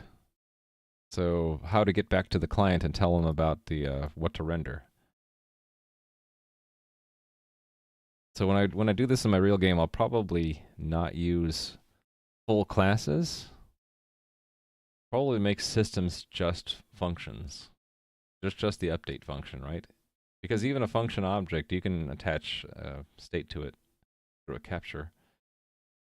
So probably do it that way. Let's see. So pickup system. We are going to... Oh, this is wrong. Pickups info. So look at all pickups, right?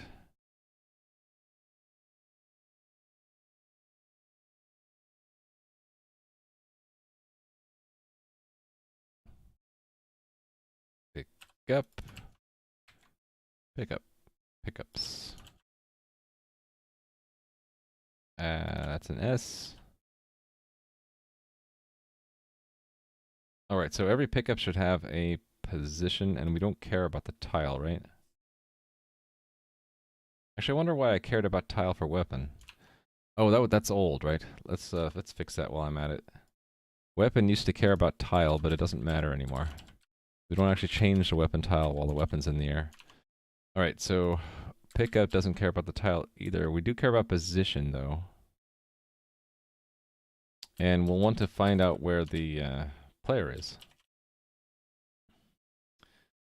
This is a question coming from a newbie. How do people make games without pre-built engines like Unity or Unreal? It depends on the scope of the game. If it's like a simple game, you're learning programming, you can just do it without any engine. There are libraries out there, like what I'm using for this is called Pixi.js, and it's not really an engine. It's just a library where you can import these little sprite images and then draw them on the screen wherever you want to draw them. If it's if you're just starting and trying to find, like I'm doing prototyping, you don't need an engine. You just write a program, use some libraries that handle the drawing for you, and yeah, that's enough. All right, so I'm gonna cheat a little bit. The AI system found where the player was by getting all inputs and returning if there wasn't a player and getting the player's position, right? So we'll do that up here. We'll say there has to be a player. If there's no player, then we return early. I guess we can assume that the player has a position also. But we should wrap some of these. Because then I can see that it's not weapon, it's pickup. Let's fix this. Make it more readable. There we go.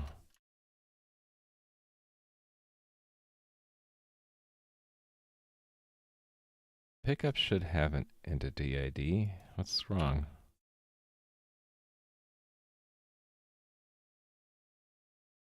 What's the bug here?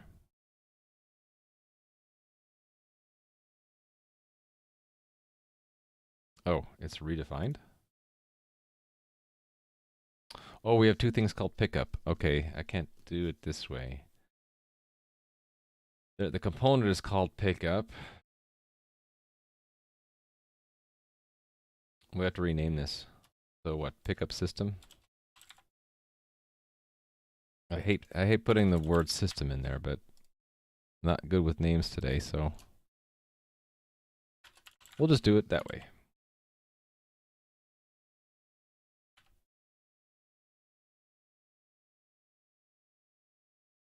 Pickup system.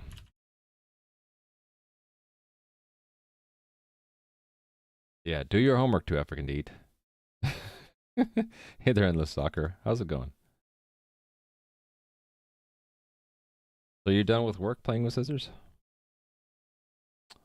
All right, so here it comes down to if we have a pickup that has a position, we'll see if it is its position the same as the player's position. Right? If it is, we pick it up. So we need to destroy the entity, so void entities destroyed, insert pickups entity ID, and then we're going to switch on the pickup type. If it's treasure, we get 100 points, right? If it is food, we're going to get increased health, and if it's a potion, we increase the number of potions we have. So I should get the player's hero component as well. Let me do that. Actually, no, it makes more sense. Instead of the inputs, we can just switch to the heroes info.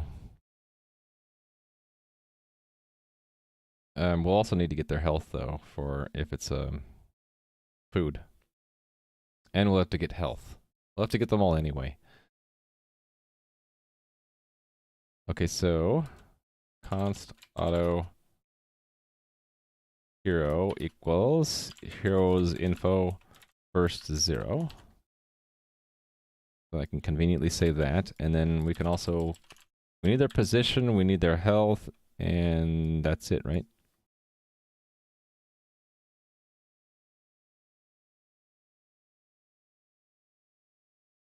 I'm using player and hero a little bit interchangeably.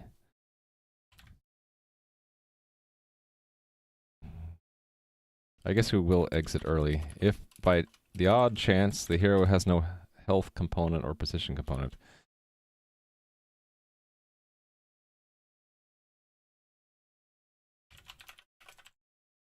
Why not?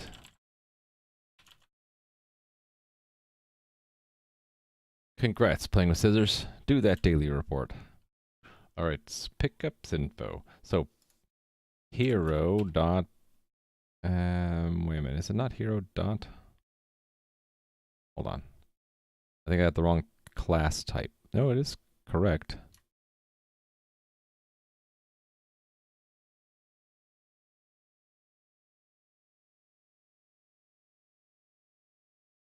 Oh, I didn't cast it. That's why.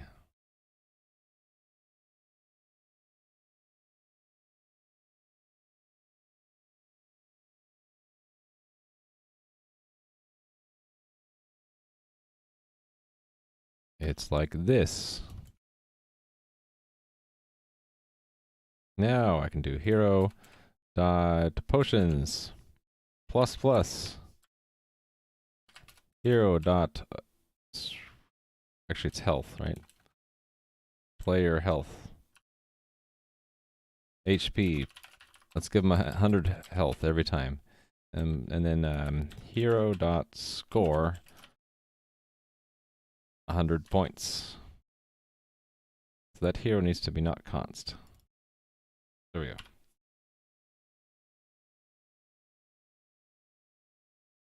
Oh, what'd I do? Oh, I didn't have this is pickup system.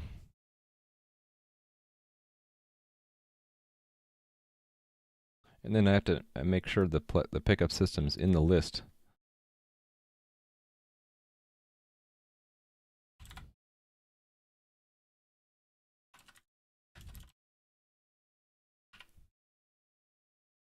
All right, let's see if this works.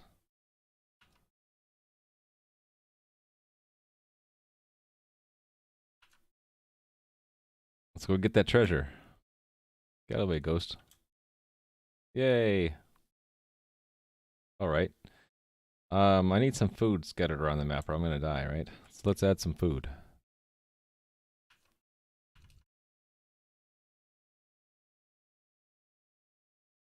Yeah, no sound effects and no particle effects. That's icing on the cake, right?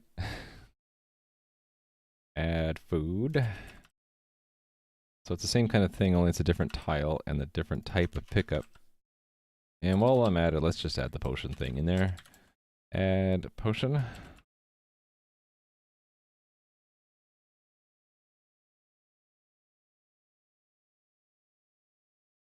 Alright, so let's add some food somewhere. Let's add it off in the corner somewhere. And I want to add a potion in that little niche that I made. I think that was at 6.6, right? And let's add more treasure while we're at it. Let's make ourselves feel a little bit better about treasure. Make a little cluster there, and then maybe a little bit over and up slightly. And then one right next to it. There we go. Oh, thanks for the bits, Endless Soccer. Some food, yay, I'm hungry too. I appreciate it. What was it that triggered the pickup? What triggered the pickup was the pickup system. When it sees that the position of a pickup is the same as the player's position, it destroys the pickup and then applies whatever the pickup does. So it's just one of the systems that's running every single tick. Why the game refresh so low? It's just for testing. Also, the graphic style I picked is discrete tiles. Except for I do a little bit of cheating for the weapons. You can see that there's client-side interpolation of the position and rotation. That was just sort of a little bit of icing that I added in. So if I increase the frame rate more, the ghosts would be too hard to avoid. So I picked 10 FPS for now, and the ghosts only move every 3 or 4 turns. So I can outrun them easily. Die!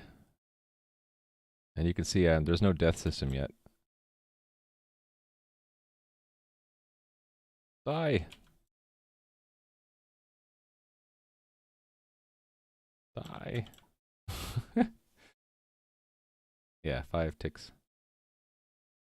But I had showed a little bit earlier, I can increase it, and it was just way too fast. So I could simulate the it looking faster by interpolating the ghost positions, and then they would appear to be gliding towards me. But and same thing for the player position. I could be gliding the position of the player between moves. But I don't know. This is sort of the what's the word?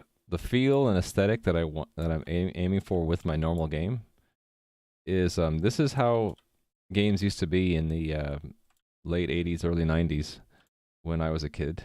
That's telling you a bit how old I am, but that's okay. Is the graphics were tile based, and when you move, you'd move one discrete tile, and the game's frame rate really wasn't that high because moves were full turns where you'd move one square. So yeah, early 1700, yeah.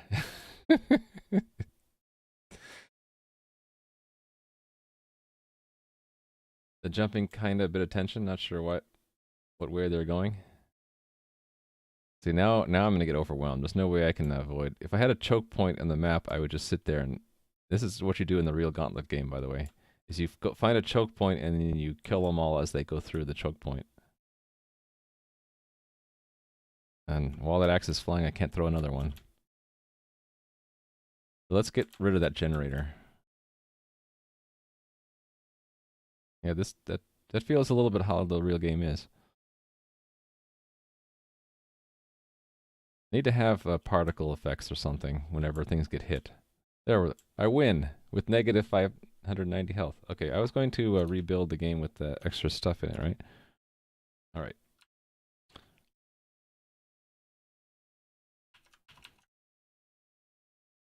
Here, now we have a bunch of treasure, and there's even a food down there and a potion. Let me get the treasure over here. Yay, 300 points. And let's get the food. Picked up the food. And, can I get that potion with those guys standing around it? Die. Okay, got the potion. Cool. I suppose the only thing left to do is I need to actually have a potion button. I'm thinking about doing spacebar for that. So the idea is when they get close, it's spacebar and you basically blast everything within a radius of 4 or 5 squares of you. HP is not capped. Nope. In the real Gauntlet game, every time you put a quarter in the machine, you get another 100 health. So if you wanted to, you could just put in like $10 in quarters, and then you have like several thousand health. Oh, the other thing I should do is health should be dropping by 1 every so often, to encourage me to get through the level or pick up a food to stay alive. Last message, HP not capped by design. No, it's not capped. I'm in trouble now.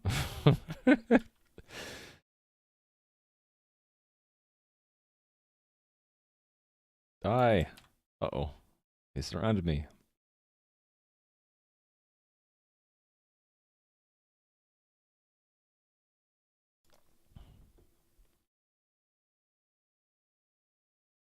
Actually, we have a little bit of a Z-order problem. Those treasures over there are not above the floor. We have to pick them up. There's still something wrong with the Z-ordering. Okay, now it's fine. But before they sunk through the floor.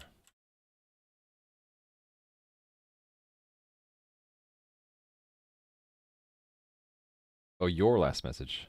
A few days ago, you came to your mind making a VR with multiple zones that merge into one at the end.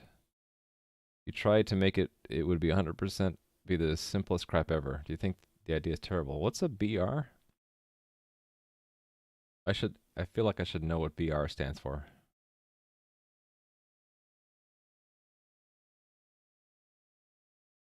Multiple zones that merge into one another at the end.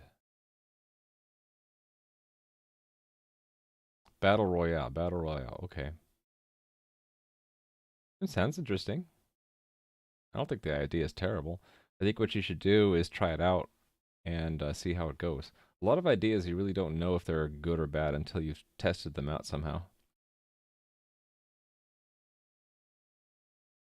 Alright, so pick up that food so we don't die. Actually, I should just implement death. So that's not too hard to do, because I can already kill myself with a well-placed axe. Watch this. If I throw an axe and then move into it, I'll die. Oop, I'm dead. And now the ghosts don't know what to do, because I'm gone. Maybe I should have them wander around aimlessly if there's no player. That might be interesting. Anyway, when the ghosts run into us and reduce our health, if our health gets to 0, we should die. So let me do that. That is here.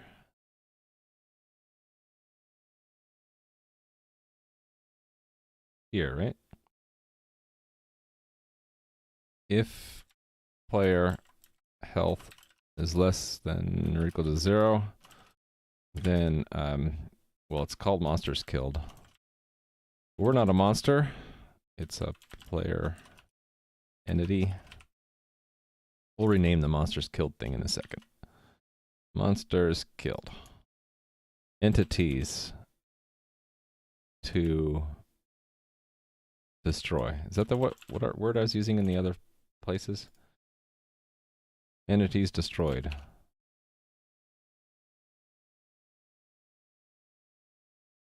There we go.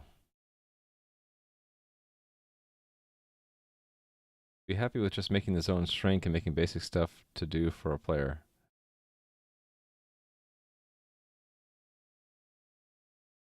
Oh, I see what you're saying. Yeah, that, I mean, why not? Why not lead them into a choke point or a small area at the end? Are you sure you want to destroy them? Yep, I'm sure. They will die. And I'll just need to have some kind of detection that if the player has been killed, then the game is over, right? And maybe have some way to restart the game. Okay, now I'm in deep trouble, because if I run out of health, I'm going to be destroyed. We'll see that happen shortly. I run around and just collect the ghosts. Wouldn't it be better if you make this game on a single line like Terraria? Do you know the Terraria game on Steam? Still 2D game, but you don't see the whole map. Yeah, well, I thought about that. I'm just keeping it simple right now. Uh-oh. I'm not dead. Okay, that didn't work. Did I not build this? I did build it.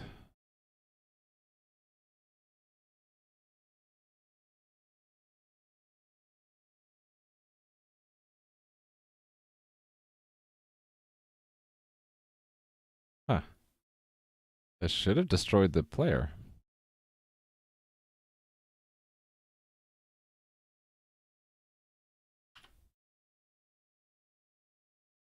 Did I? Maybe I didn't restart this thing. Thought I did.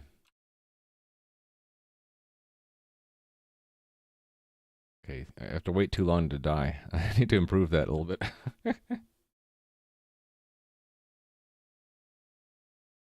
Oh yeah, about the showing the whole map. Right now this is keeping it simple. You can see the whole map. I thought about if you could make this level larger by scrolling our view perspective as we get close to an edge here, and then the level could be any size we want. But I'm just trying to keep it simple for this right now. Okay, I'm not dying. What the heck? It should be removing the player. The same way that happens right now. Let's see if I throw a weapon at myself. I just disappear, right? Where is it?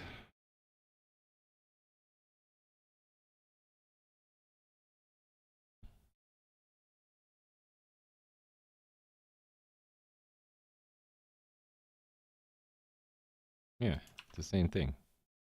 Oh, wait. I'm being dumb. It's the hit points of the player, not the player health component itself. Yeah, Not Sane got it before I noticed it. Good job, Not Sane. You saw my bug.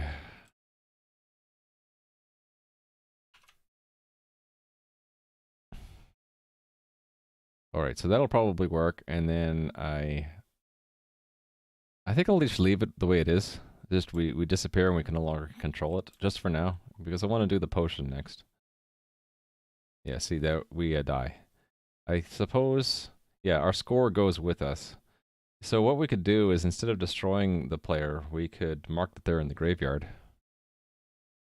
Right? Or we could remove... I know what we can do. We can remove their position component. Yeah, let's do that. So instead of erasing the player's health, we'll just remove the player's position. So that's components dot just, I don't have a remove component of type. I should add that, right? Or destroy component of type? No, destroy entity component of type. Destroy entity component. That would be player position.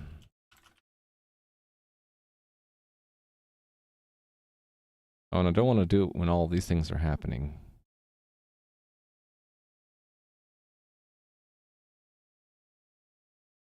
So let's make a flag. So, player destroyed. Alright, just something quick and dirty here.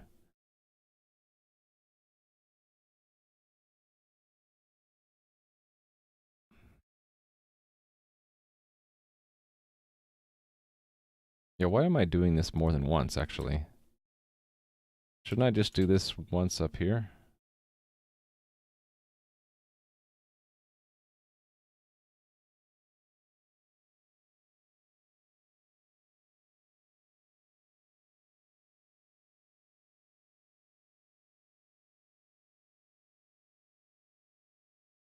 Saw a streamer building a game he thought was one of the best game ideas you've seen in a long time, but it seems like he abandoned it. Would it be okay for you to copy the basic idea?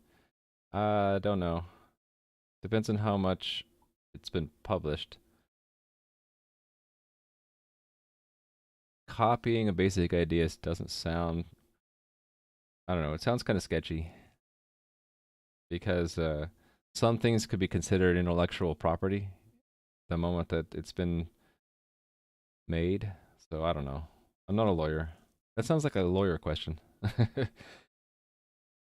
be fine considering that's how a lot of games start off.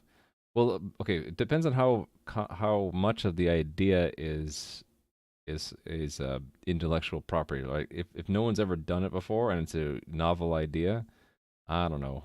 But if it's an idea that everyone's copied, like crafting, or if it's generic, right? If it's a vague idea and you're just implementing a different kind of it, that's probably fine. Even if a project's abandoned, the legal aspect's different, right? Because it could be abandoned now, and then the owner might decide, hey, I want to start working on it again.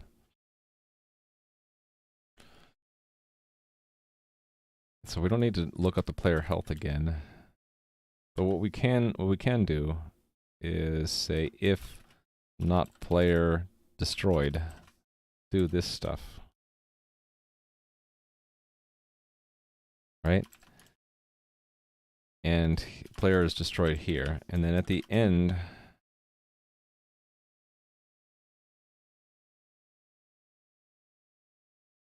here, I can say if player destroyed. I can just destroy the position component. Leave everything else, right? And then let's make that method. Oh, this is going to be another long method, isn't it? Shoot.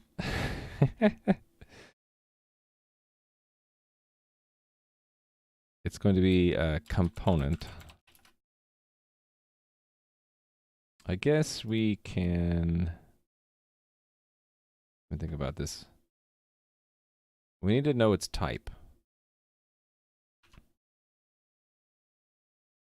So... I'm not storing the type in the component, so I need to tell it what it is. It is a position component.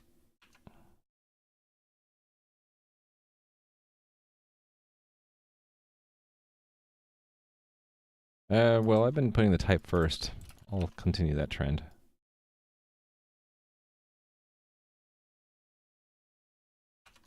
All right. So...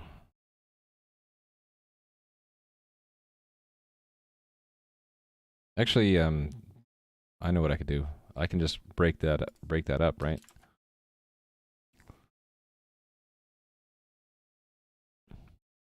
So let's copy this. And then we'll do a little switch on the type.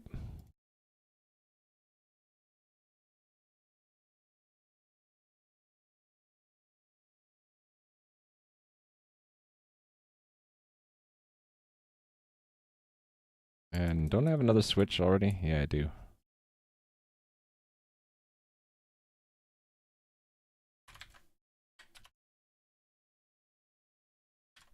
I want all these types. Alright, so those are the other types. So here's the body of this one.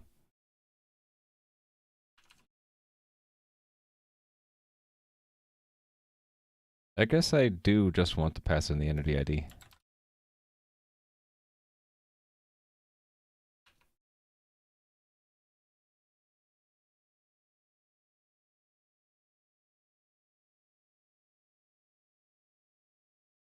Of type. This implies that there's only one component that actually, so does the get. We can only have one of each type of component on an entity. I'd have to change a bunch of stuff if I wanted to have two components of the same type, but I didn't really think that that made sense at the time. Okay, see ya, 2 African to eat. Have a good one. Alright, so the other ones are pretty much the same. Only it's a generator.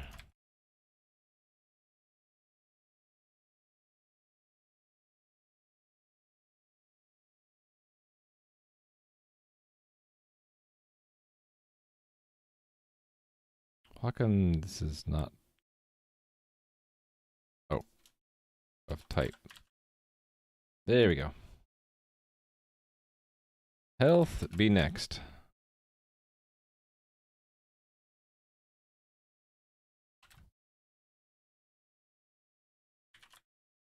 Oh, this is tedious.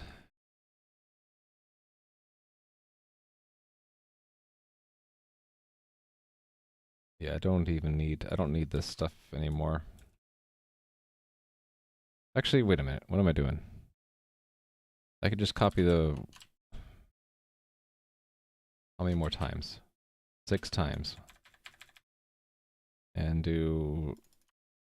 That goes there, that goes there, that goes there, I think. Goes there.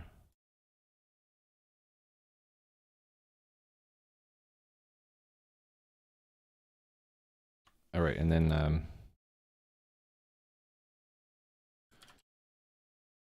relocate. So this is generators. Oh, I already did generators. I did all the way down to heroes, and then input is next. So inputs goes here.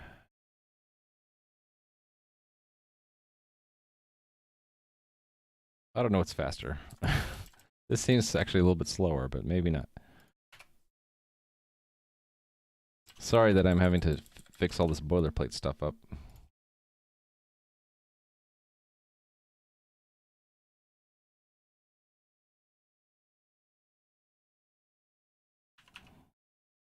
Position tile weapon.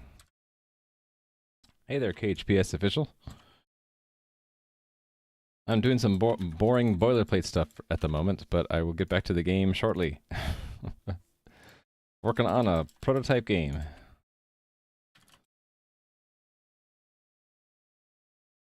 Okay, one more little block of code. And then we have a default do nothing. Alright, so this will just destroy one matching component. Actually, you know what? Once we found it, we can break, right? We can put breaks in all of these.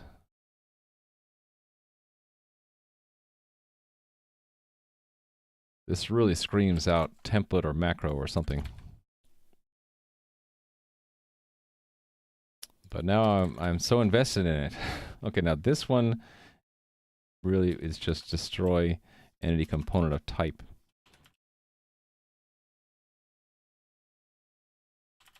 Basically destroy all of them, right? Generator, health, hero, input, monster, pick up position, tile, and weapon.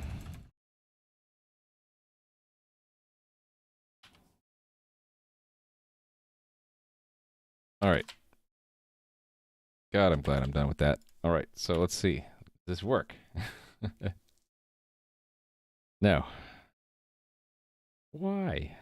Oh, because it is destroy entity component of type.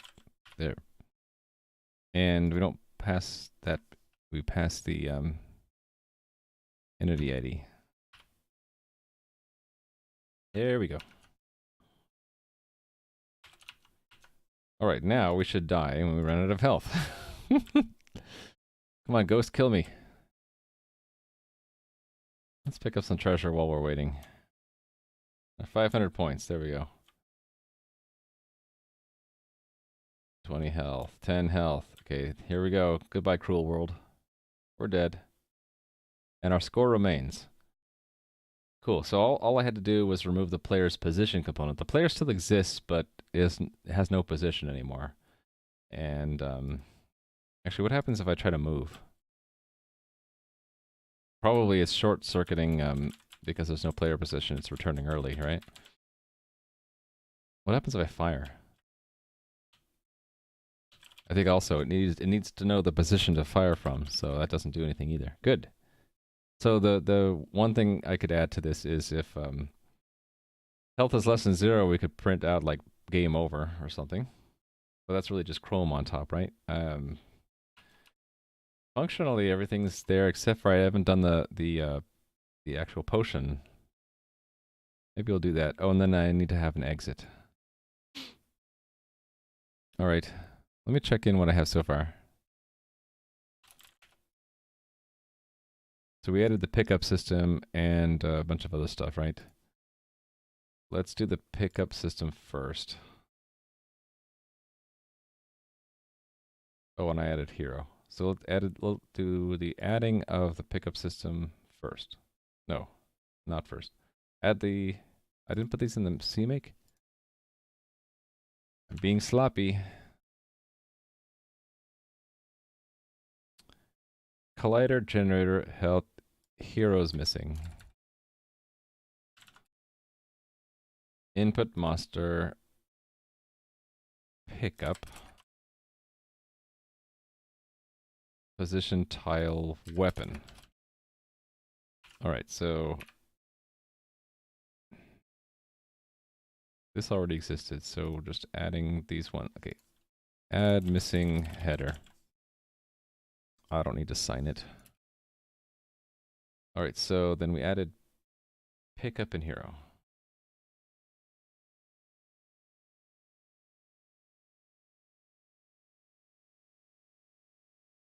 Add hero and pickup.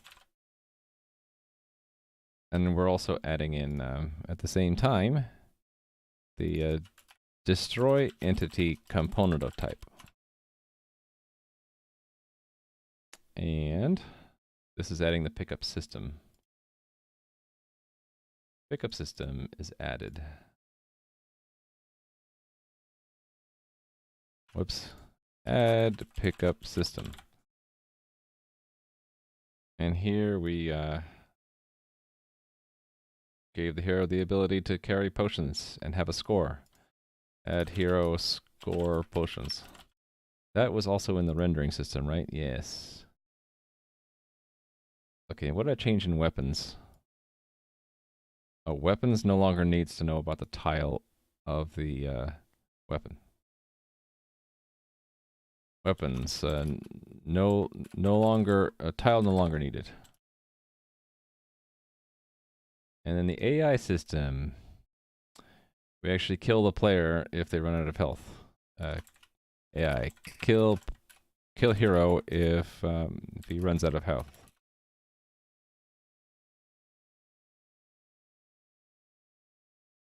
All right.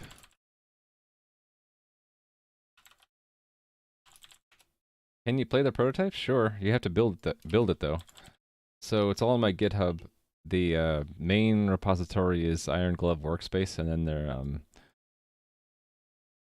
several sub-repositories you have to get. So you get IronGlove workspace, and then you either clone all these guys through these URLs or use my Mugget tool to clone them all at once, so to speak. So the if you just wanted to look at the code, the backend is IronGlove backend, and the front end is Iron-Glove. Where is that? Here. All the other things are all the dependencies pulled in to build it. All right, so we added all the art for food, potion, and treasure. Right, add food, potions, and treasure.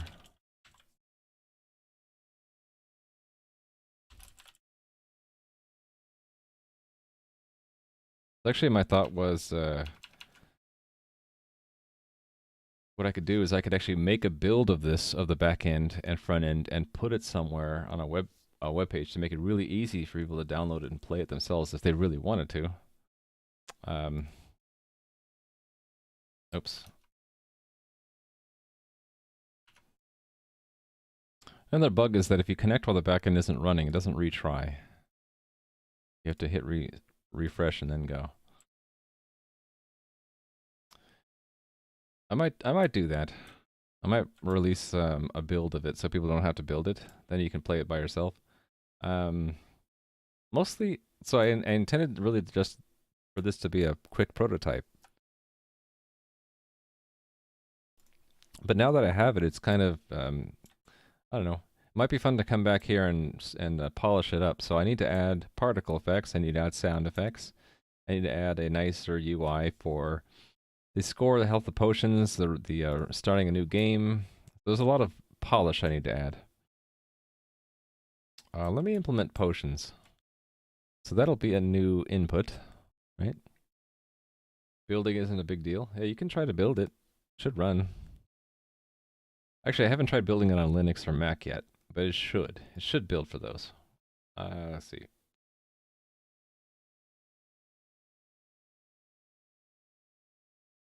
So do the front end first. So the front end work would be another key that we can hit at any point, right? So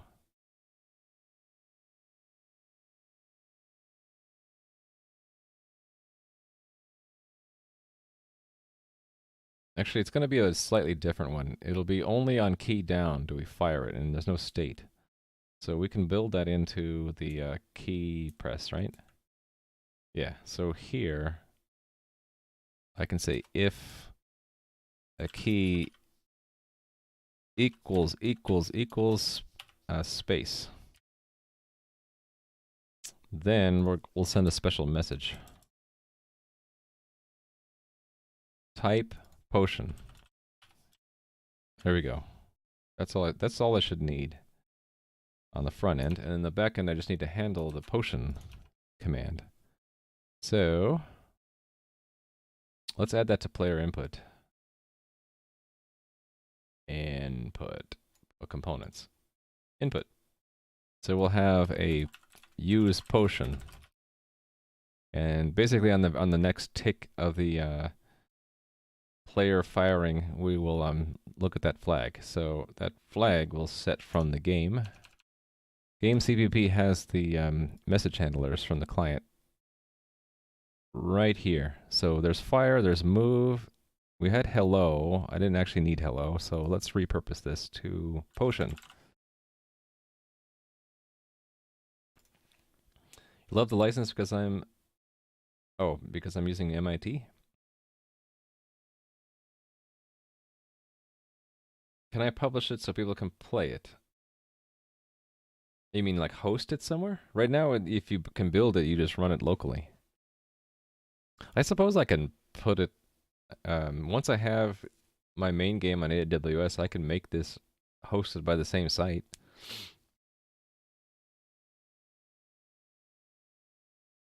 I'll think about it.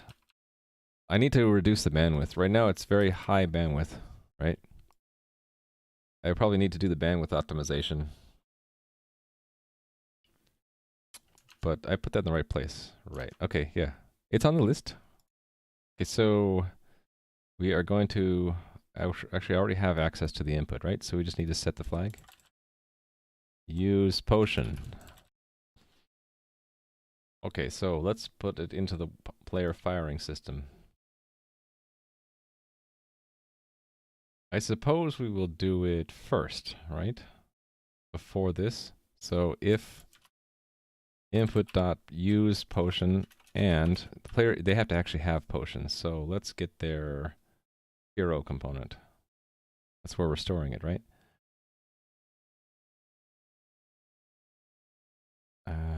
We can put it here. So this is hero.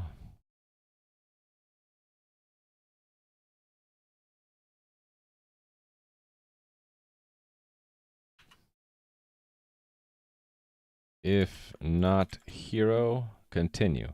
If use potion and hero potions is greater than 0, two things, right? Use potion. Actually, we'll always set use potion back to false. They try to use it and they don't have one, they'll just ignore it. If they have one, though, here's where things get interesting. So we're going to subtract one from their potions, right? And then we'll do a scan, a certain number of radius tiles around the player. Actually, why don't we just loop through? We'll do this. Yeah, we'll have, where was it? In the weapon system, it had entities destroyed, right? So we're going to collect together a list of entities that might be killed by the potion. You can't build it on that PC? You don't have access to your servers? I'm sorry. So, yeah, as a step towards publishing it so anyone can play it, I think I will just make a build for each popular OS and then make that downloadable. And yeah. Then at least if you can download it, you could play it. Okay, set of entities destroyed. Come on. Come on, you can do it. Why did it have to build the build system again? Weird. Anyway. Entity is destroyed. So we're going to loop through all position. So this kind of thing here, we're going to do inside here.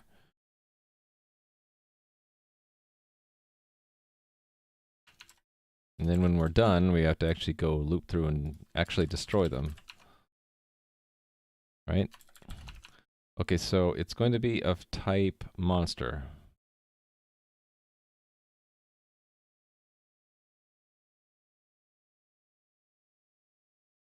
Right? We're going to look at all monsters within a certain radius. So for every monster,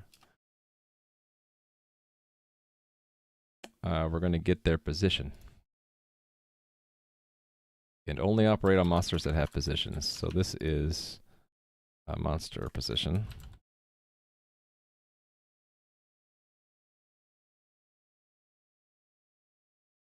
Monster entity ID, right? Monsters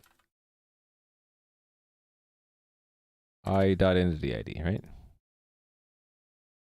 Okay, so here we'll calculate. Should I just what do I calculate?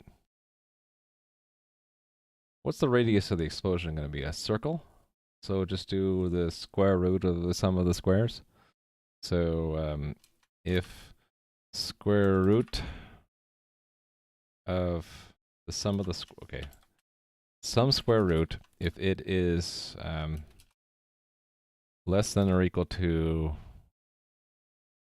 5, let's say, then they get destroyed. Entities destroyed, insert monsters entity ID, right? Okay, so square root of sum of the squares. So it's let's get the delta x is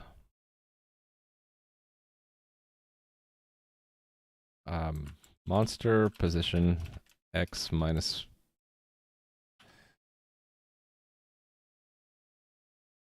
Oh, I need the hero's position too. This one. I need the player position. I need that much earlier.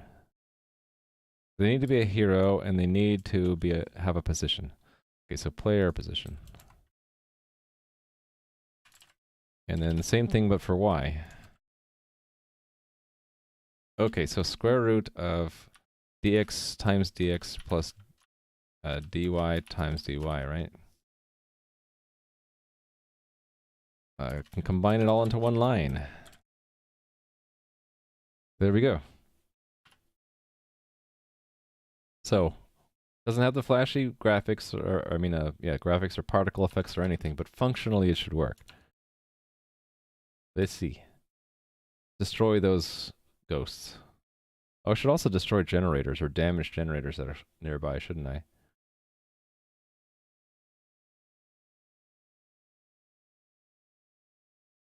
Some weird freaking TV shows lately, huh? Wowee. The reason the chat is in slow mode? It shouldn't be in slow mode.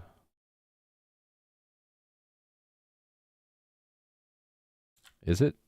Hold on, I need to get this potion. I need to get these guys off my back. Oh, they all ran into me. Anyway, let's wait until that one gets close, and boom, they're dead. But now I don't have any more potions. Okay, now it is in slow mode, and now it is off of slow mode. Did you do that playing with scissors? You probably put it onto slow mode and then turned it off.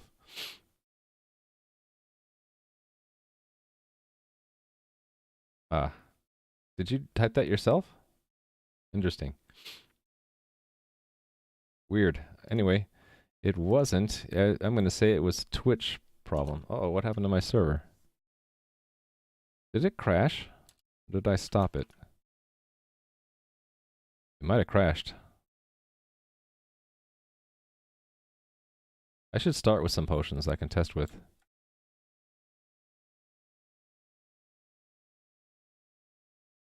No, I must have just stopped the server. I just didn't look.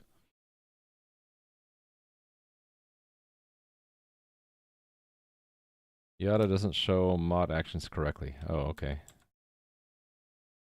Okay, boom! I want to test that it doesn't destroy ones that get too far away. So I'm gonna wait for one to spawn, and then there we go. So it only gets the ones that are nearby. Okay, cool.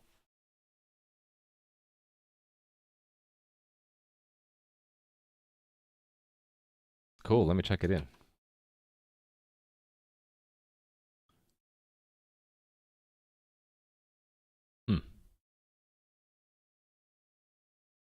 Did the actual real Twitch chat say who did it?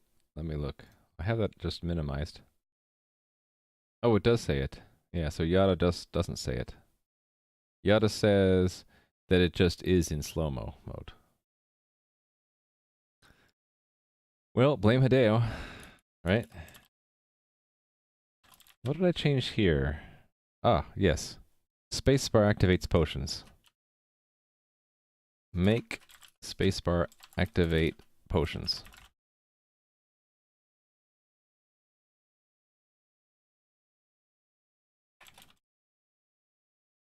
And we're going to...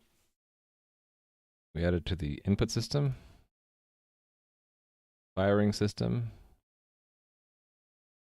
And the that's connecting the input to the game server. So implement potion use. Is it time to make an exit? I think that was next, right? It's gonna have an exit tile. And I don't know if I actually need a game over system. We know the game is over. Well, it could be a very short system, right? We know that the game is over if the player no longer has a position. That's what I've been doing. Uh-oh. Why is it in slow mode? Oh, it's no longer in slow mode. How did you get it in slow mode without it being in slow mode?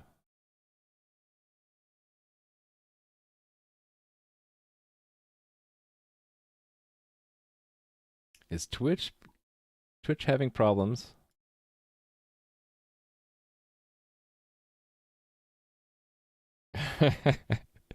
Playing with scissors, abusing his sword. Just kidding. Exit component. Yes, I meant exit component. We need artwork for that. More Ramu art. So save this as exit. So in the real Gauntlet game, it's actually a silly little thing that says EXIT and it's otherwise black. So I think I can do better. I think I can actually make something that looks like an exit. An exit would be like some stairs, right? So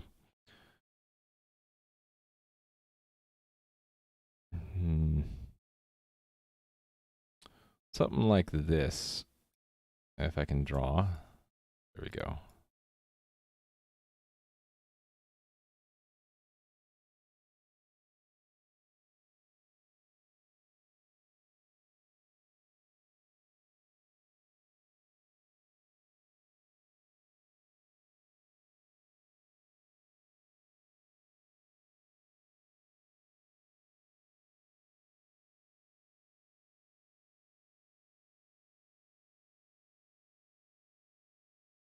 Let's shorten this a little bit.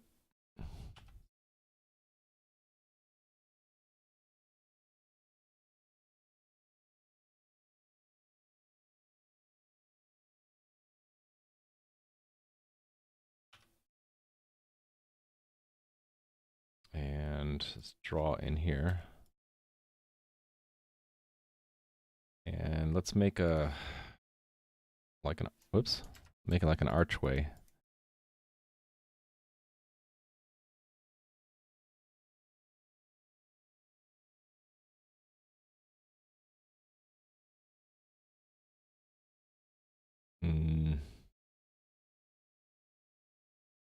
Let's move it.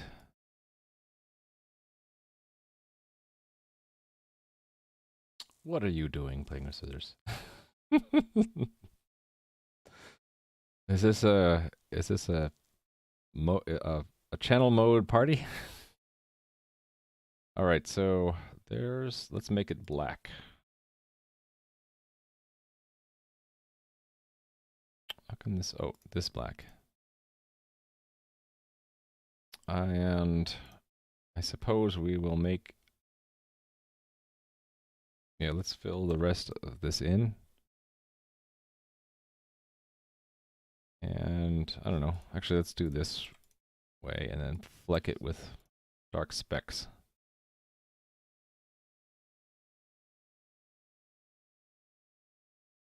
That doesn't look so great. No specks. How about we'll just draw EXIT here?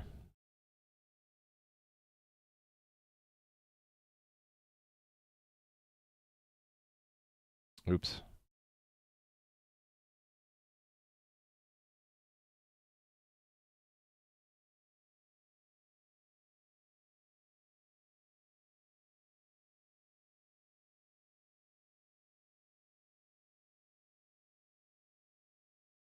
This is totally Ramu art.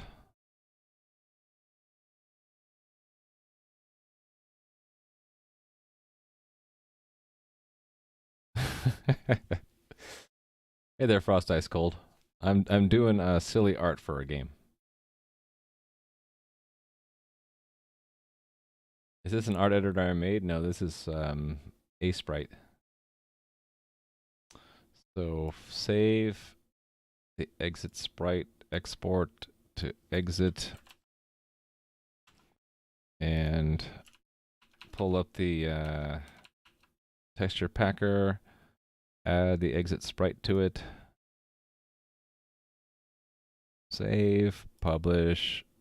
Now we have it available in the front end, so let's pull it in, exit, and we're done with the front end. So back end. You know what we can do is we can just make exit a pickup. Why not? It'll act like a pickup. Yeah, there we go. Now exit is a pickup, so I actually don't need an exit system, do I? So pickup system, when you pick up an exit, it will just take you off the map. Right? So exit would be hold on. We'll just say I have exited.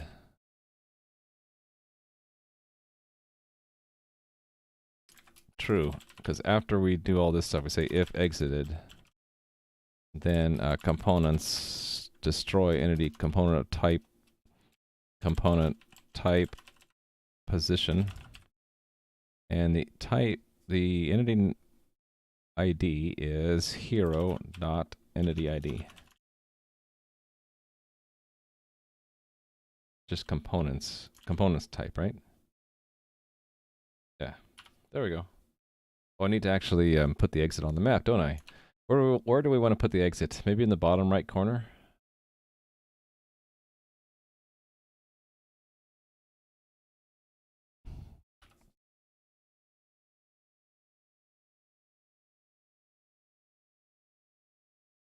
Add exit.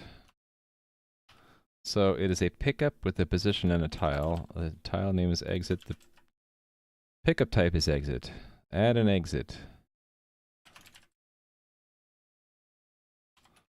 So the exit we will put at 11, actually 1311 is the bottom right corner right now. There we go. Red Hot Chili Peppers. I like that band. And it also makes me hungry. Alright, let's see if I added an exit properly to the game. Here we go. Oh, there's the exit down there. And get to the exit. Actually, let's pick... I'm a pacifist. I'm not even going to shoot these ghosts. I'm just going to avoid them. Go away.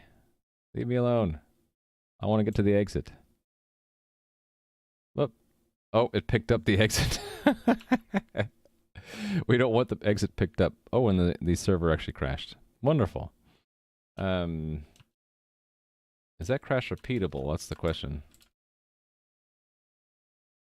I probably have some component that doesn't like it when the player is removed from the game. Okay, let's see where it is. Debugging time. So there's the actual window. Connect to the game, and then let's see what happens when I get to the exit.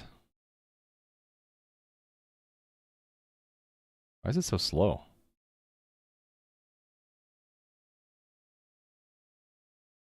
Oh, because it's in the debugger.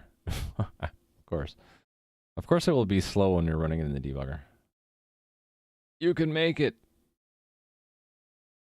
There's the crash.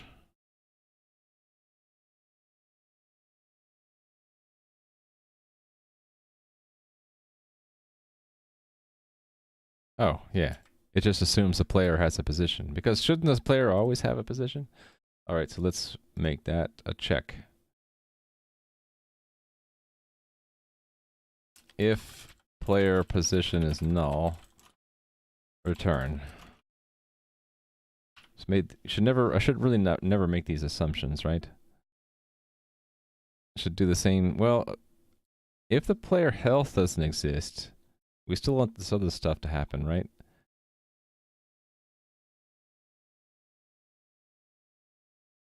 Actually, this should be like this. Oh, thanks for the follow, Postal Rat. This should still be in here.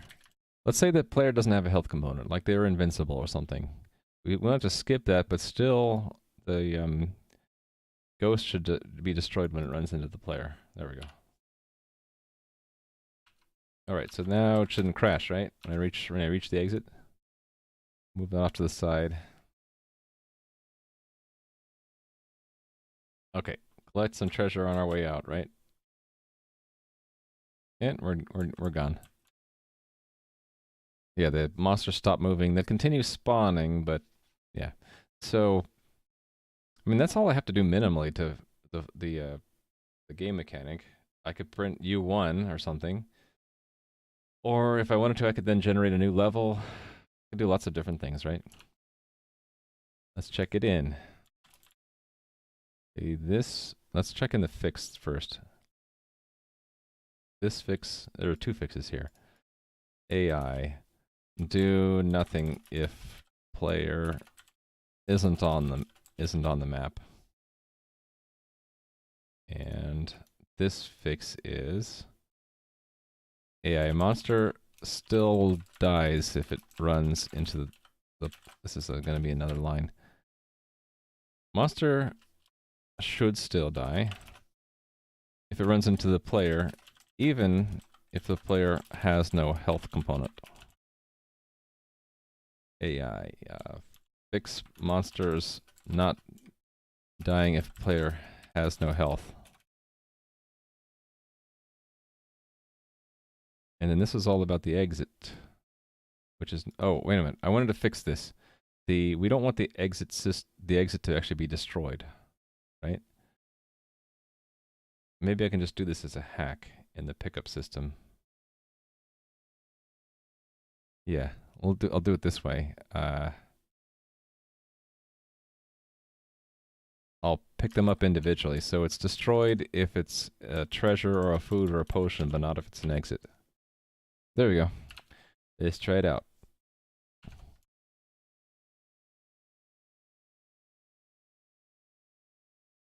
Do not want the exit to be destroyed. Let's get the food on the way out. Yum. Yay, we're out.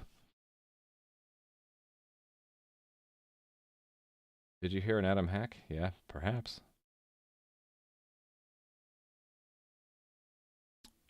All right, I think I'm done with that exit system. I don't think we need a game over system. That was just, we made it part of the pickup system, right? A quick way to, I'll keep that on there, but I'll show it as struck out. And let's make a note here. Put into pickup system.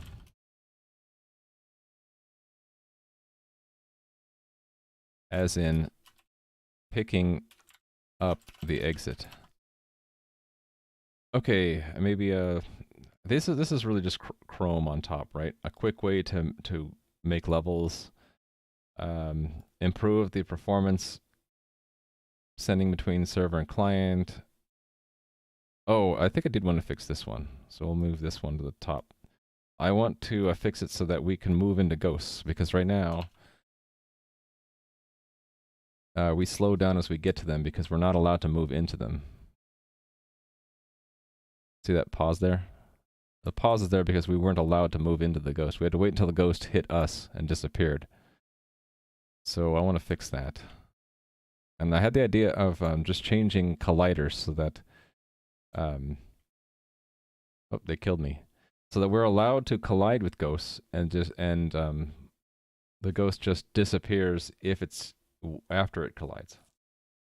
How do you build this? Yeah, you clone it and go from there. You got it.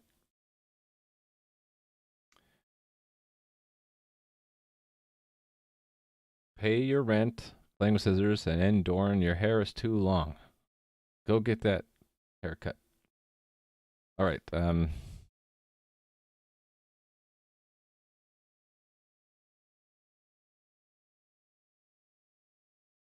Oh, did I not check that in? Oh, right. I was going to fix this part here. Right. Okay. Implement level exit as a pickup.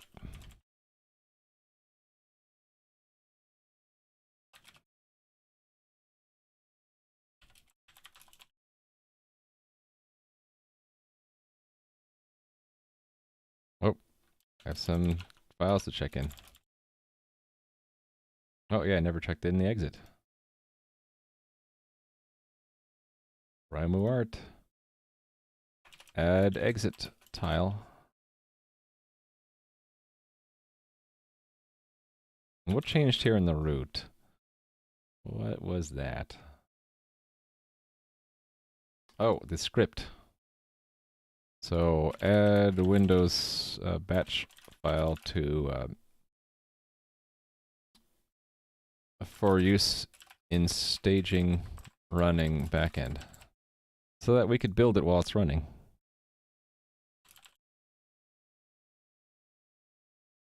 Good. Booked, huh? I'll tell you my secret. I got married, and then I just wait until my wife says, "Your hair is too long. Let me cut it." And then she cuts it. I don't need to go to a barber anymore. That's my secret. Get married to someone who doesn't mind cutting your hair. Okay. Okay, yeah, we're gonna do this. So I'm gonna modify the collider thing a little bit.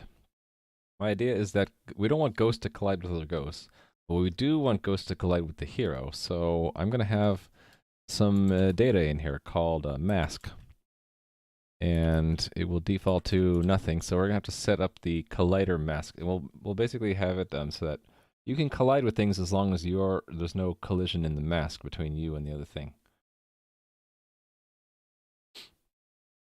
Shave your own head? That just delays the inevitable. It'll grow back. Actually, if you shave your head, you can do that by yourself. Yeah, you don't have to, there's no finesse required. You just cut everything off, right? Alright, so let's start from the beginning. When we make the player, let's set up the player's collider. Mask. This is just going to be real dirty. So a mask of 1 will be the hero. Actually, let's make the mask a mask of 1. Everything we want the player to not be able to run into. So that would be walls, right? We want them to run into walls. Where's the walls? There we go.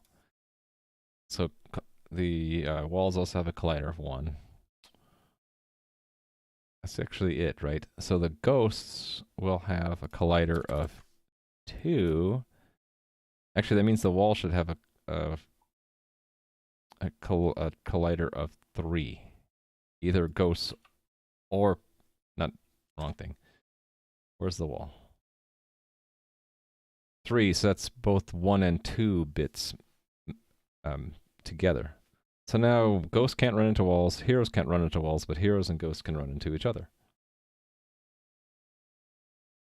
I think the only other step is when in the AI system, right now it checks to see if it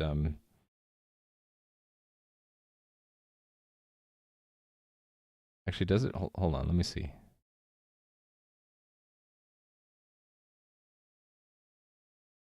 If the ghost starts on the player's position, MX and MY will both be 0, which actually should still work. So let me see what that does. Let's see what it does.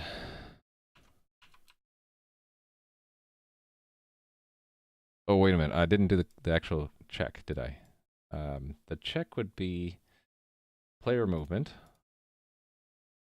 Actually, let's change the obstacle in the way thing. That's probably the easiest way to do it. Oops. Copy that, paste it there, and then... So it's a position and a mask, right? So all the places where we have a position, we also have a mask now. So if they're at the same position and mask and collider mask is not equal to 0, right? And all the places we recall this, we have to pass in our collider. Where's our collider? We don't have our collider.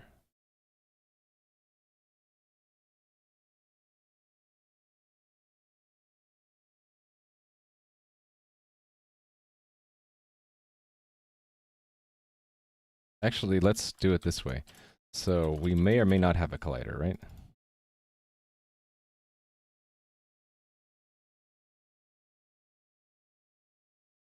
Let's say, let's just compute the mask.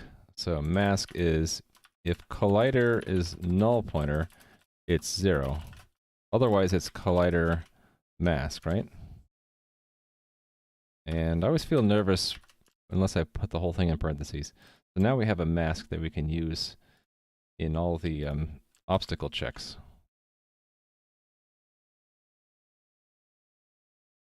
And then the other thing that can move is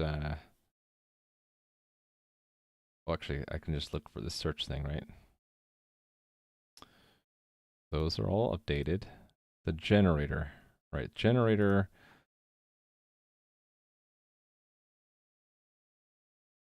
Would be, it has to be completely clear, right? Of everything. So let's just use a 3. Actually, let's just use an all 1 bits. So that's not 0. Bitwise not. Okay, and then again, we have, let's get the mask the same way the AI got its mask.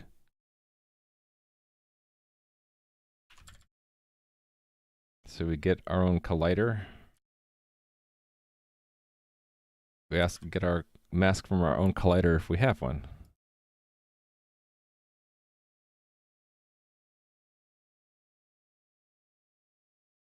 There we go.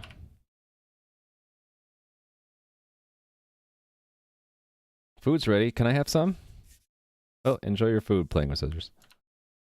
I want some. I'm hungry. Hopefully now I can't. Okay, I still can't move into walls, but now I should be able to run full speed into ghosts and not slow down. Yep. Oh, and I can run into generators. Okay, and I forgot to add a collider to a generator. Oh, and ghosts can go through walls. Lovely. Ghosts shouldn't be able to go through walls.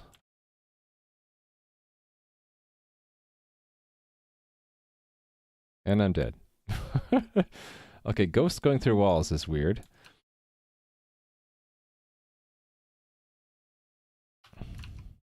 I thought I prevented that. Mask is 3. Oh, I know what happened. This is when we add the initial monsters, but the generator system adds monsters too. Generation system, right? Right, so we didn't set the collider for generated monsters. That's why they're able to go through walls and each other. There we go. Fixed. No more ghosts going through walls. I guess ghosts never go through walls. Oh, thank you for the follow there.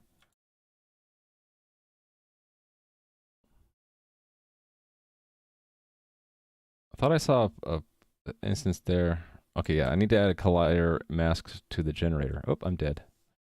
So the generator needs a collider. Yes.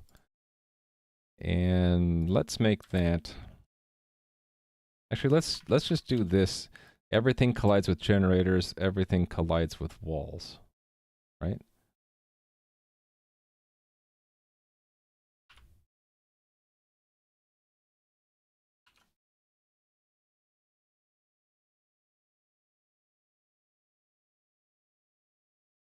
Okay.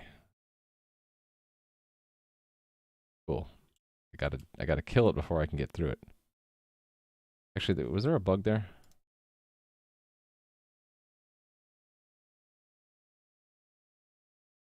I'm standing right next to it. It does fly 1 extra square, doesn't it?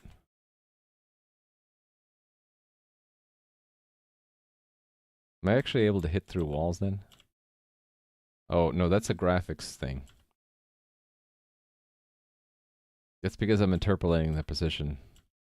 It's putting the weapon right on the wall and then removing it. But between those two, we interpolate its position as if it was going to go through the wall.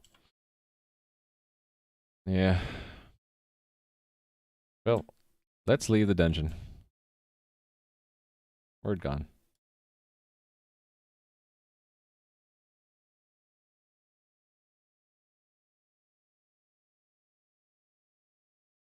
Die, die, die, die, die.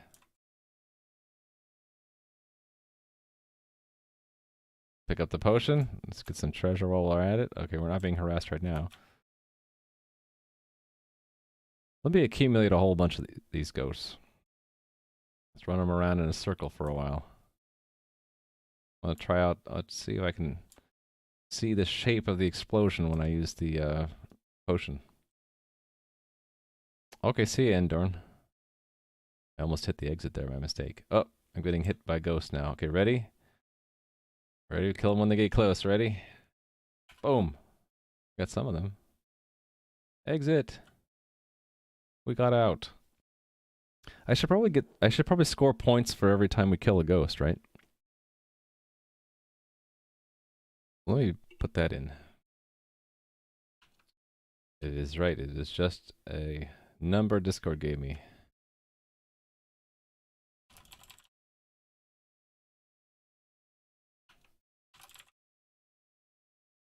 Okay, yes. So add masks to colliders.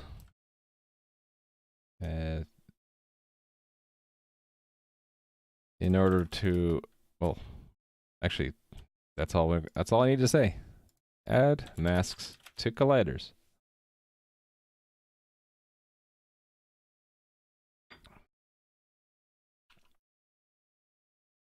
What was I gonna do here?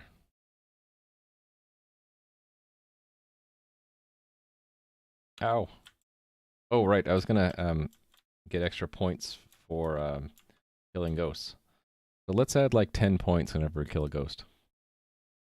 At this point, all the components and systems are there. It's actually pretty easy to change the behavior. So just go to the weapon system, and when we on strike, when we kill something, we can we have the owner's we can actually compute the owner earlier, right? We have the owner. We can give the owner some points, right? So we need to, if we find the owner of the weapon, we can get the owner's hero component. Owner hero.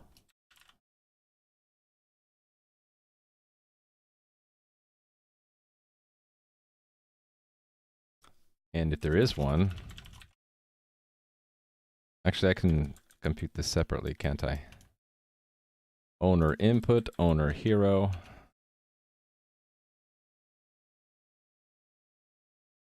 So if the owner is a hero, basically, then let's give them some points for killing the ghost. Congratulations.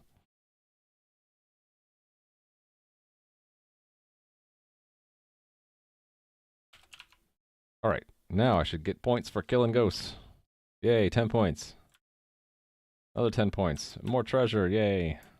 Oh, I should do the same thing for generators. Kill a generator, I don't get anything. What should I get for killing a generator? Maybe 250 points? So that is again in the weapon system, right?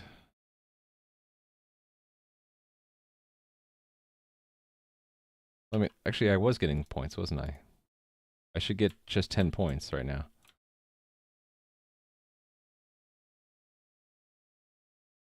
Yeah, I got 10 points for killing the generator. So how do we tell the difference between a monster and a generator?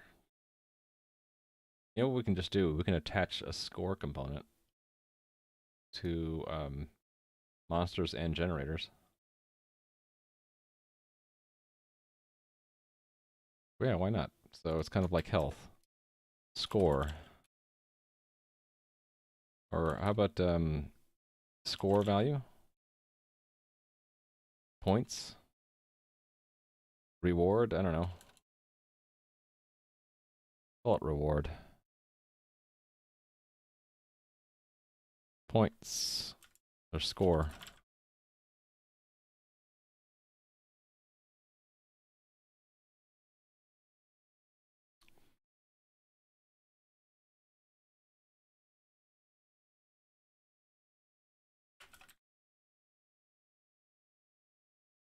In all the places. In here.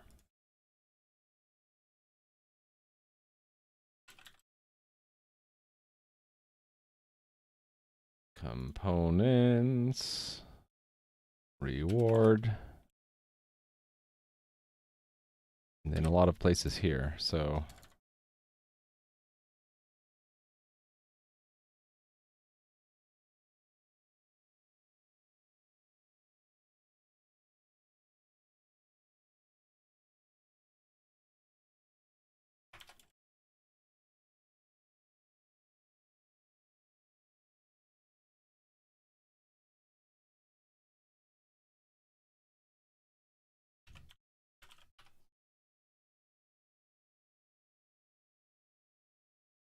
This is pretty tedious. This is going to be optimization step 1 is to get rid of this all this boilerplate stuff.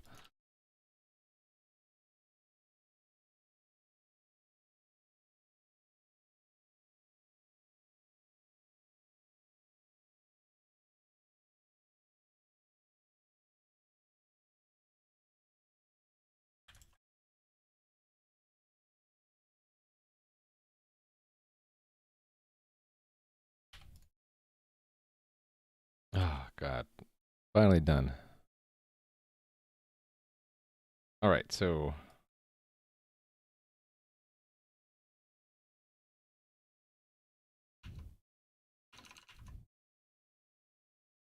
generator has a reward attached to it.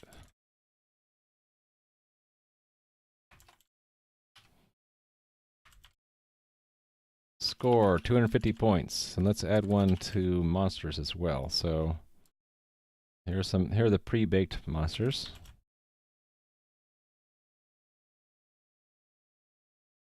And the ones that the generator actually constructs.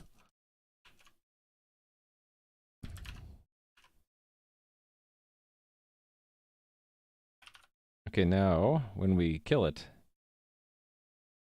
if yeah, here we go. So if there's a reward, then we do it.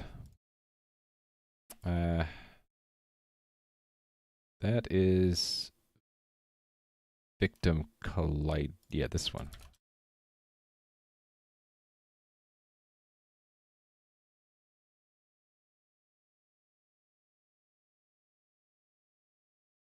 Okay, so if the hero, if the owner is a hero and there is a reward, then we add the reward score to the player's score. There we go. Okay. Frost Ice Cold signed out 6 minutes ago. Did I say bye? I'm sorry. If I didn't say bye, then bye. There, I said it.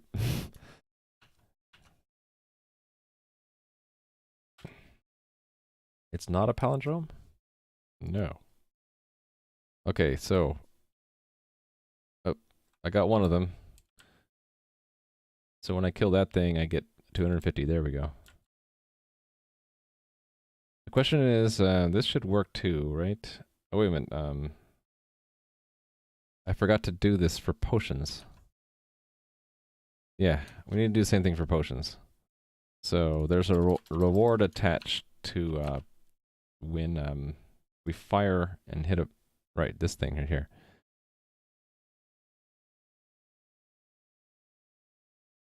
And we also want our own hero component.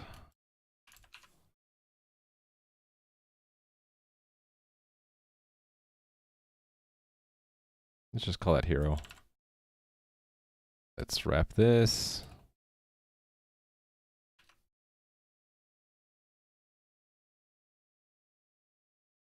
All right, reward.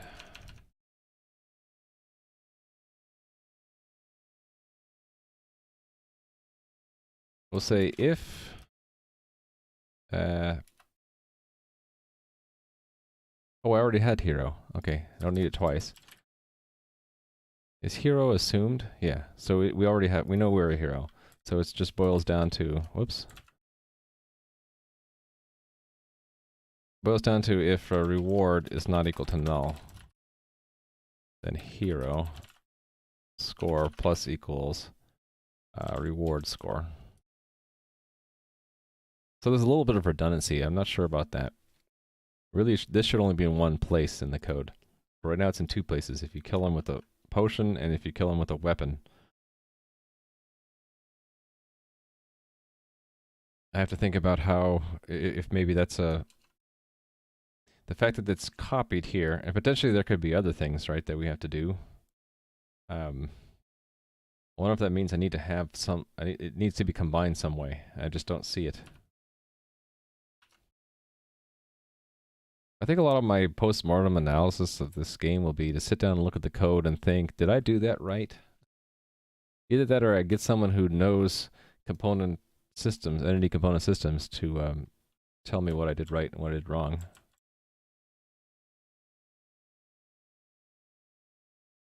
Oh, you know what I didn't do? Is you can't shoot the food right now. In the real Gauntlet game, you can shoot the food and then you can't get the health benefit from it. Okay, don't die. I want the potion. Okay, now I should get a huge score boost when I do this. I got 5 of them.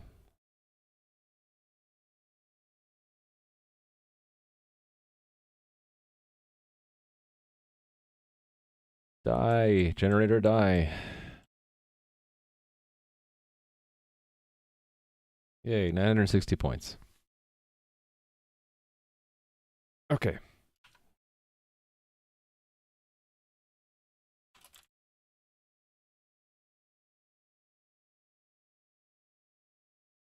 Right, so award points for defeating enemies.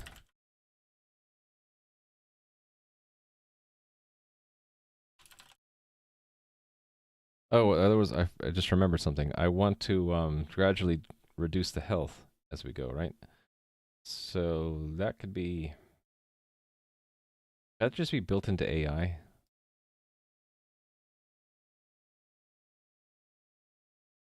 Let me think about this.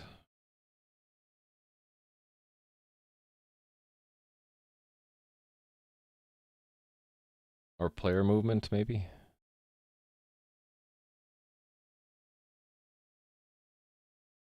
I guess it doesn't really matter where I put it. I can make a whole new system for it. Let's do that. We'll call it the idle system. Or,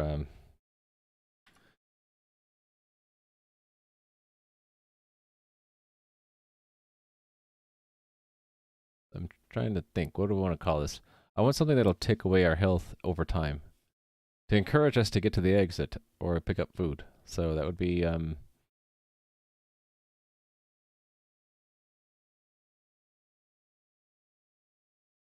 really, it could be in charge of anything that's related to the player's upkeep. Would that be, I don't know. Maybe it is maybe I could build it into player movement or something. Hunger? Okay. Hunger. Hunger it is. Thank you for the idea. I could always use ideas for names. So, systems hunger.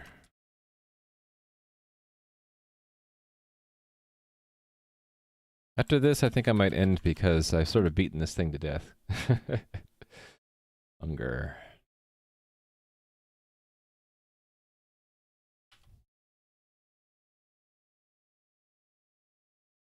So, the hunger system, pretty simple, right? If,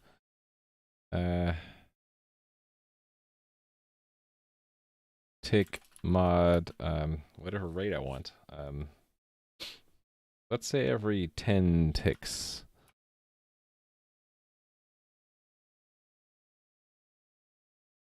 We'll find each player, there should only be one, and we will find their health component. There's no move cooldown. Health.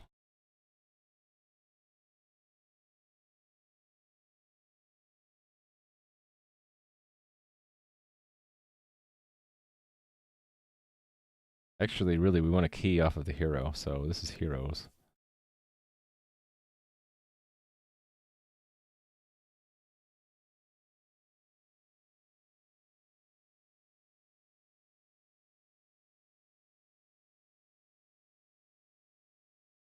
It's info, isn't it?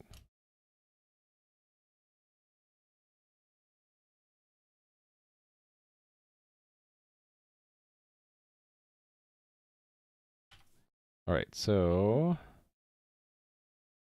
yeah. Health... minus, minus. And then we have to do the same check. Again, this is, there's gotta be a better way to do this, but it's the same check as if we get hit, right, by a monster.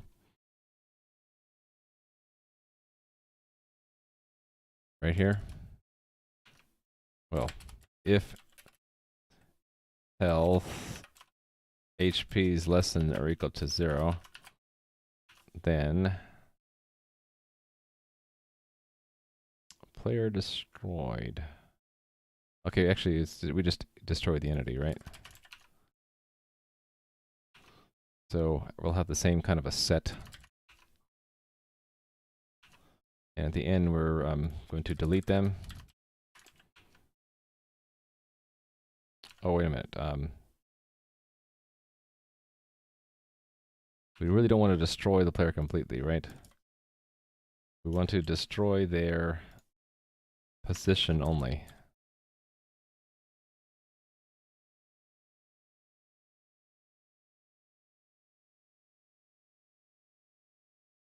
And we should only take away health if they had a position component in the beginning, right? Only if they're on the map do they get damaged by hunger.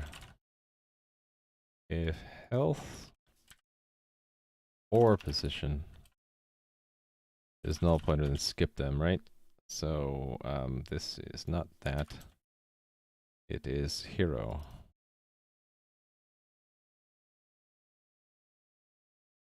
Hero entity ID. No, it's sorry.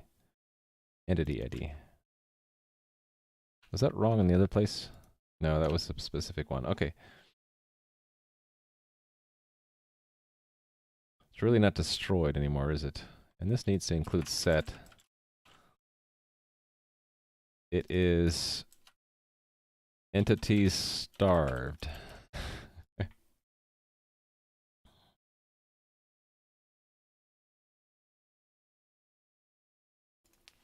All right.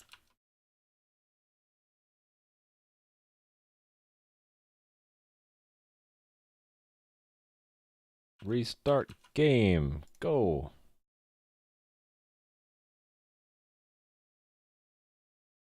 Oh, I didn't add the hunger system.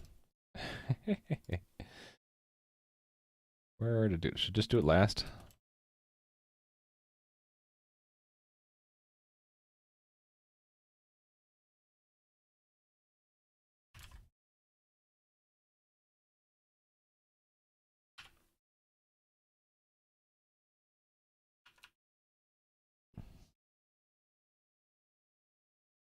All right, here we go. Yep, see my health ticking off a little bit there. Cool. Oh, go away, ghost.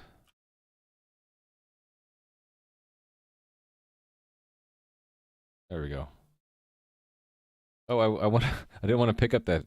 I wanted to see if I could die from hunger. Okay, let's try to die from hunger. I'll get a little whittled down by the ghost first. 42, 40. An infamous death to die from running out of... Uh-oh. That's enough ghosts. No! Oh! Oh! I'm dead! Died too soon. Died from mortal wounds.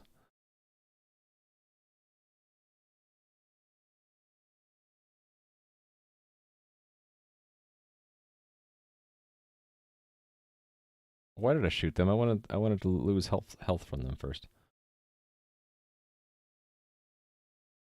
50, 40. Okay, that's enough. Uh-oh. I just have to not die from ghosts. Here we go. Die. Okay, I'm about to die from starvation. No more ghosts. What to do? Let's pick up a potion. What can we do for... Oh, I'm dead.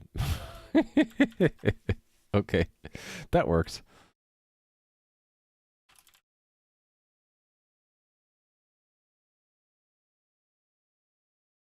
Add hunger system. Cool.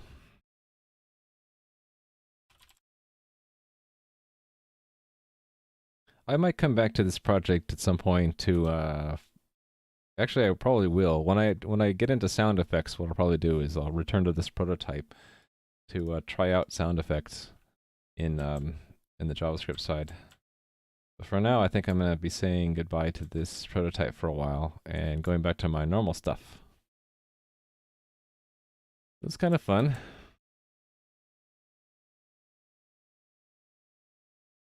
Be good to add randomly generated levels and scrolling through larger levels. That would be fun. Or maybe a level edit, a way to easily edit levels. I had that on the list to do today, but I don't think I'm going to do it. Die. Yeah.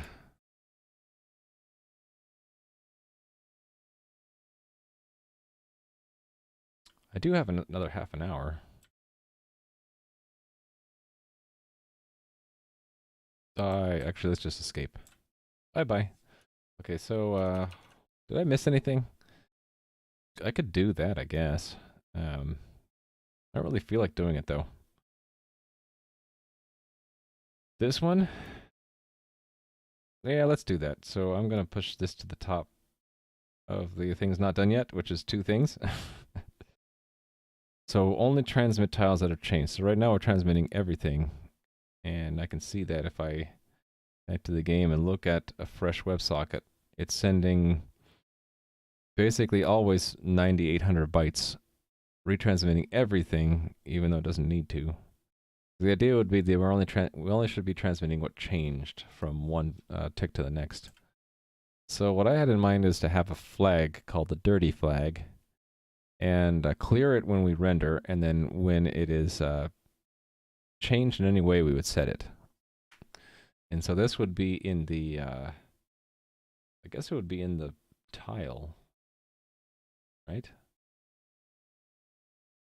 Does that make sense to put it with the tile? Actually, you know, I think about it, I had that weapon phase thing. The phase should go in with the tile as well. Dirty flag, that's right. It's dirty. I had phase in with weapon, but really, it really shouldn't be here, right? Shouldn't it be with the tile? It should go there. Let's move it so we easily just see what broke when we tried to move it. So it will be tile.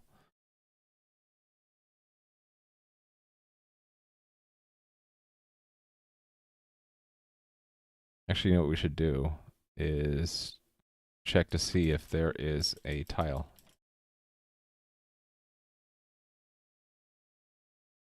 Oh, we already have a tile. Okay, that makes it easier. I can just build it in, right? So it's not part of motion anymore. It's part of just the sprite.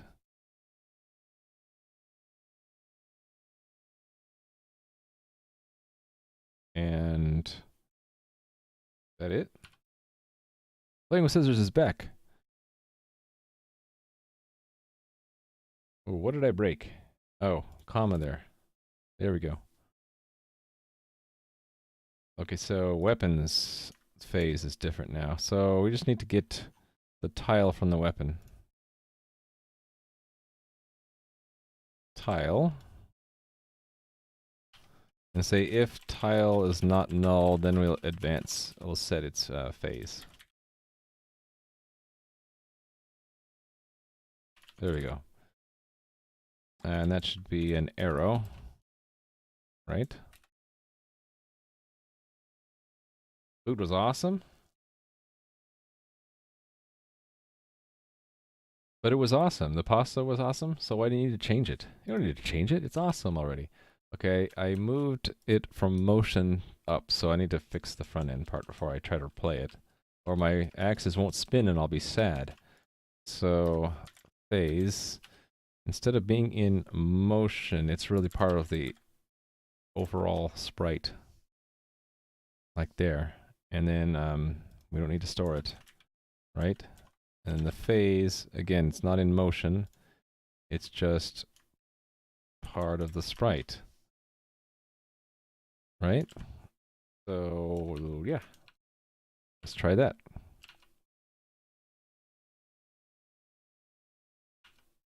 Make sure I didn't break anything. Okay, I broke something. What happened? It's not drawing anything.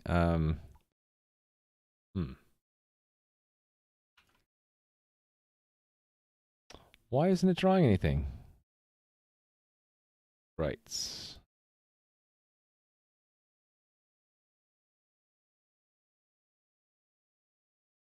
I have no idea. What did I change? I can go to the lens here and look at what I changed.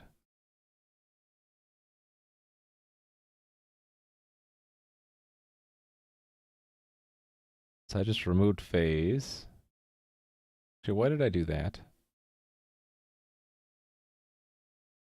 And why did I put X and Y in there? I don't know. I don't think that needs to go there.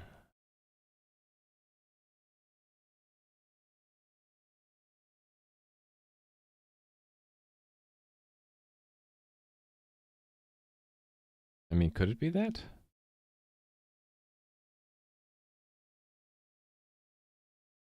Oh, yeah, it's going to try to rotate everything, isn't it? Yeah, only... Let's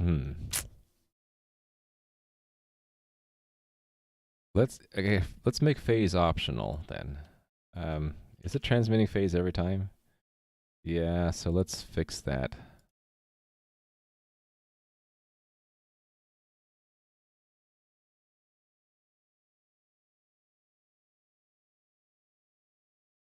I know what we can do. We can see if the phase changed. We can put it in motion. Well, let's just build it into here. So...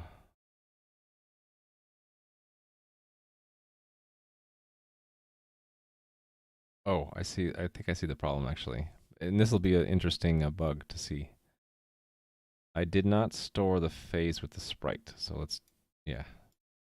So sprite phase equals sprite data.phase. Now it's going to look interesting, I think. Look at that. Everything is spinning. Yeah, everything is spinning. It's the everything is spinning bug. We only want to spin it if it should be spun, so... I think what I'll do is if it has a phase component. So if sprite data.phase... Hold on, but what will the backend stuff have?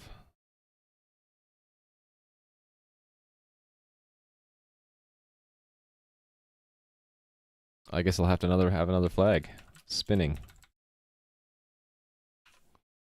So if sprite data spinning, then set its phase. And set its initial rotation. Right? And down where I tick.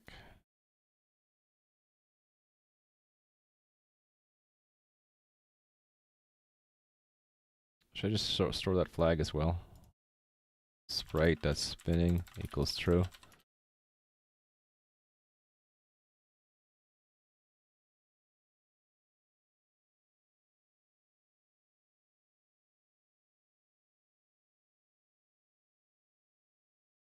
If sprite that's spinning. Okay, so it means in the backend, for render, we have to include it. And then weapons, okay, by default nothing spins. Weapons spin though. So that is in player firing, right? Where we make an X. Where do we make the X? Where's my X? Here it is. So tile spinning is true. Okay.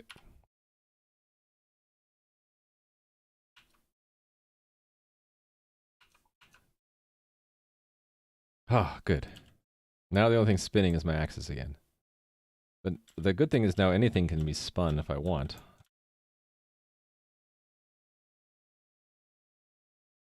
Ghost, get away from my treasure. My treasure. Yeah, my treasure. Yay. Die. My food. I'm gone. Alright, so... all of that was to do what now? Oh, right, to the changing thing. Okay, so yeah, that was sort of, I got sidetracked on that. Let me check that in.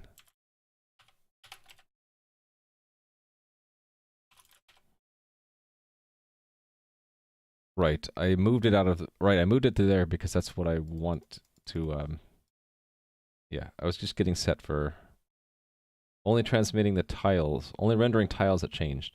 So move phase from weapon to tile, add spinning flag.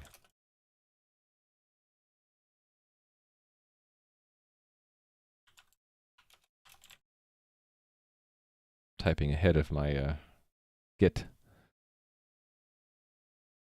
So only rotate tiles that are spinning. Phase moved out of motion object.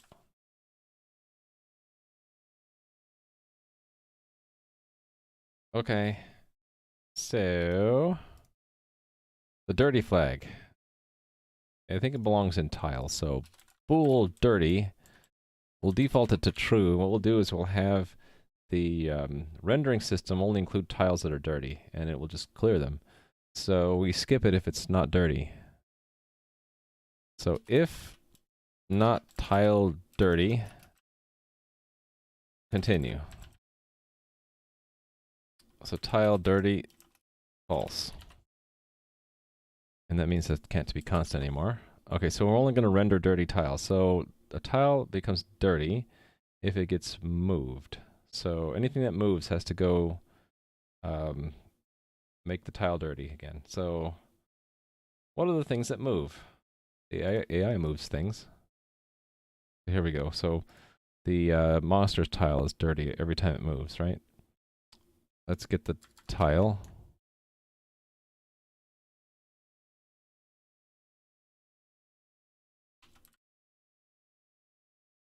So it has to have both a position and a... Actually, it doesn't have to have a tile. If it has a tile, mark it as dirty, right? So if tile is not equal to null, tile dirty is true. Okay? And the same thing for the... actually, whenever we make a new tile, it'll start out dirty anyway. Pickup system. Oh, tiles that are removed. That's a problem. You can make a binary adder with SDFs. SDF. I have no idea what that is. Okay, firing. No, not firing system. Movement system. When we move, if we have a tile, then I guess we can just put it down here. Tile. Okay, the problem I'm going to run into though is that things that are removed are going to still show up. And okay, yeah, I need to make a special collection of destroyed tiles to tell the rendering. So yeah, let's make another flag in tile. Right, here's how I am going to do it. We will say destroyed.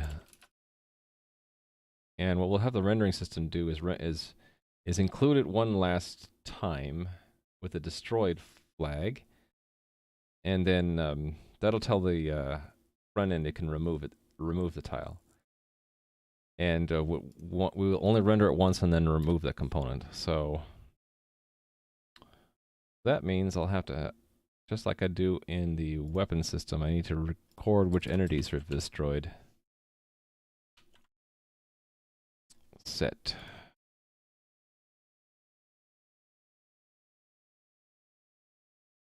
So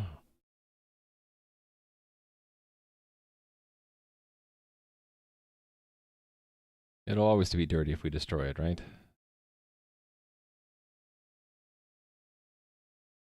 This we ought to do, well, no, we can do it that way.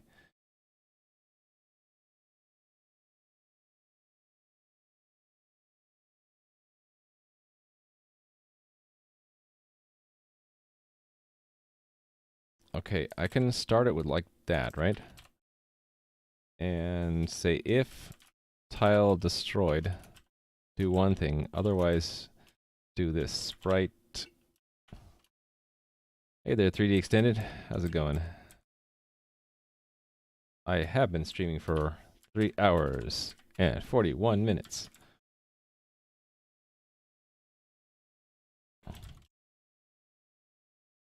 Alright, so this all becomes this much, right? Cursor, cursor, cursor, cursor, and cursor. And then same thing here. All of these go away. Alright, so if it's destroyed, we'll just say destroyed is true.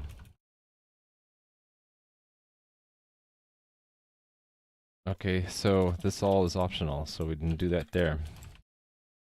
If it's destroyed, we also want to say to entities destroyed, insert the tile entity ID.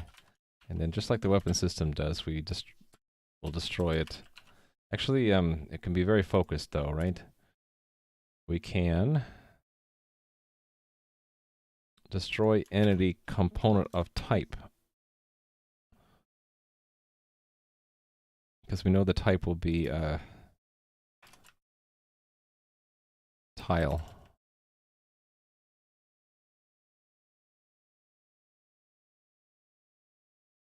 Okay, and then one more thing I can do. When we just tell it to destroy the entity, instead of destroying the tile, I can get the tile, so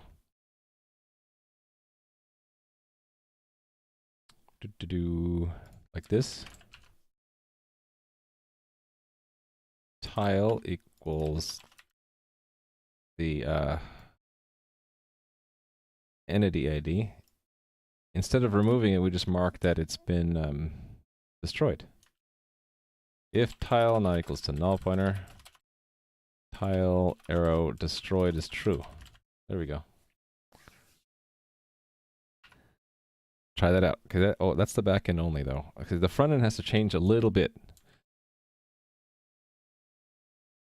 So now on the front end, we don't look for it being missing to know when to remove it, right? So I don't need these sprites to keep. Actually, I do need the sprites to keep.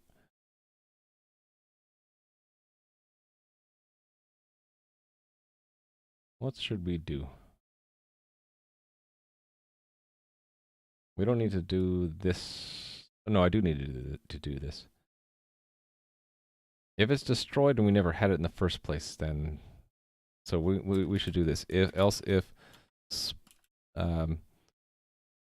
not sprite destroyed, sprite data destroyed, right?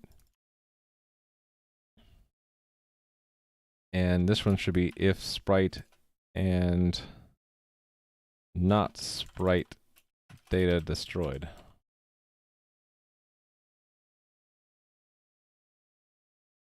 Actually, so then this is, the whole thing is in here like this. If not destroyed. How far is the prototype? Pretty far. Check it out. I can defend myself. I could pick up treasure. Yay. There's a drain on health caused by hunger. I pick up that potion. Actually, I can't shoot the potion yet. Come on. Generator. There we go. I can use the potion to destroy nearby ghosts. I can pick up the food and I can exit. I just don't have any sound effects or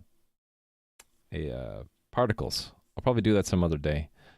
So if the sprite is destroyed, okay, we don't need any of this stuff then.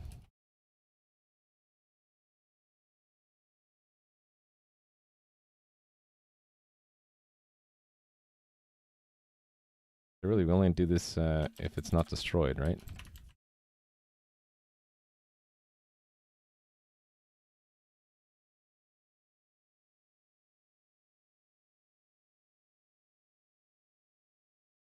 okay, yeah, so I need to change the way this works.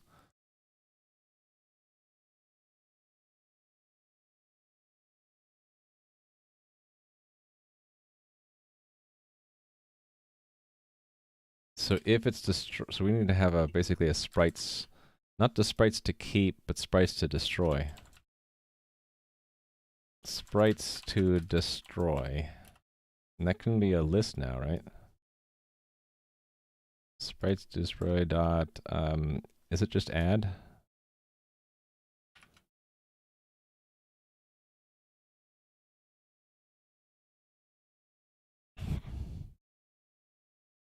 I forget how to I forget the simple things that I don't know. I don't have memorized, like JavaScript add to array. Is it just add? Push. Push. Sprite data.id. Okay, so if it's destroyed, we're going to remove it.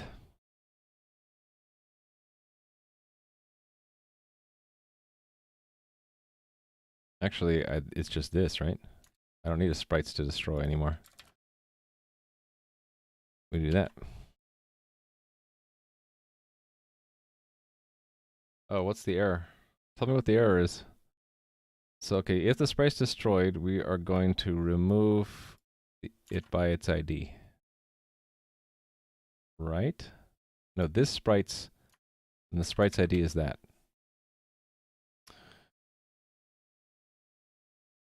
Otherwise, we might be adding one. And we might not be adding one.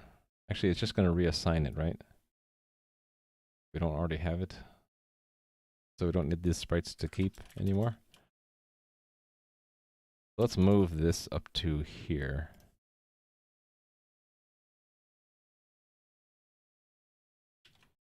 Sort them. We don't need this anymore.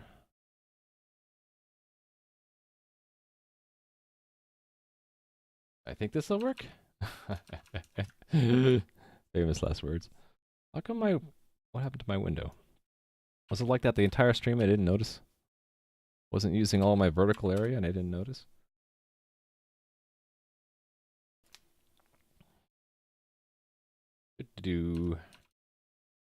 Uh-oh. Line 64. Problem. Alert. Oh, yeah. Sprite data.id. Cool. Now, if I look at this, now it's sending a lot less data. It's all, oh, but the sprites being removed are not being removed. Yeah, that's interesting. So what does what does this show? It's never actually removing them.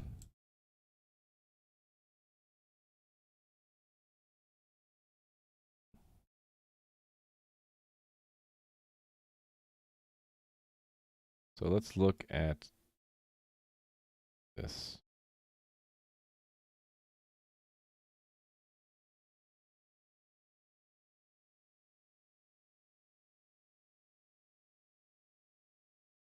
Hold on. When I fired, should it not have,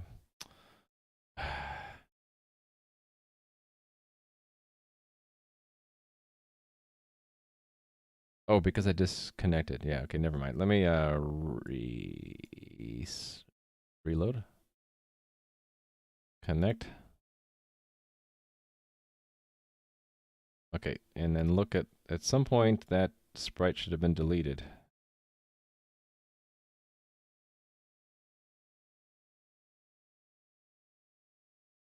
Okay, there's the axe. And then, okay, there it moved.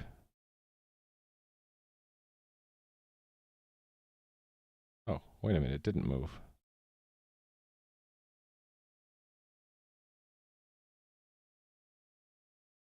Oh, wait. I think it is working, it's just some things are not being marked as dirty.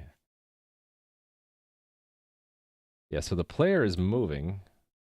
What happens if I exit? It doesn't remove, okay. Right. Okay. So okay, that's interesting. Look at that. We have some bugs. Okay. Let's one at a time. One is when the player is removed. So the player is removed if it picks up the exit. Right. So here we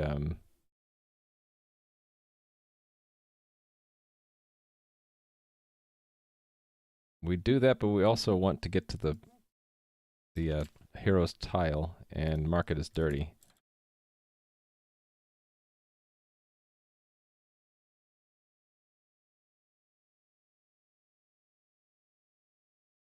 No, mark it as destroyed. Right. So tile.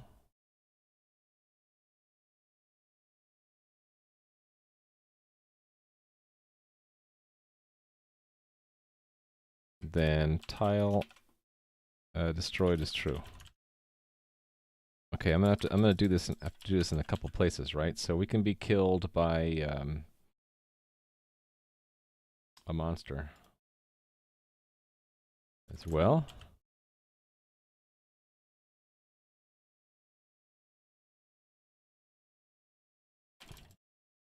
And when monsters die, that's weapons, right? Okay, this should have just worked. It should have gone to the tile component and marked it as. Oh, wait a minute. Does the rendering system skip it if there's no position? Let me fix that. That's probably what it is. So render system. Yeah, so we don't need the position if they are destroyed. So we'll move that into this else. We only need a tile if it's destroyed. Okay, there. And the same thing with weapon, right? When the weapon strikes, it destroys itself. Yeah, okay, so we should be good now.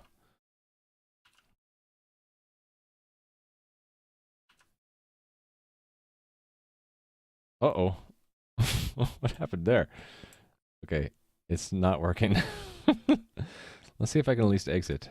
I can at least exit the map. Okay. Yeah, that's weird.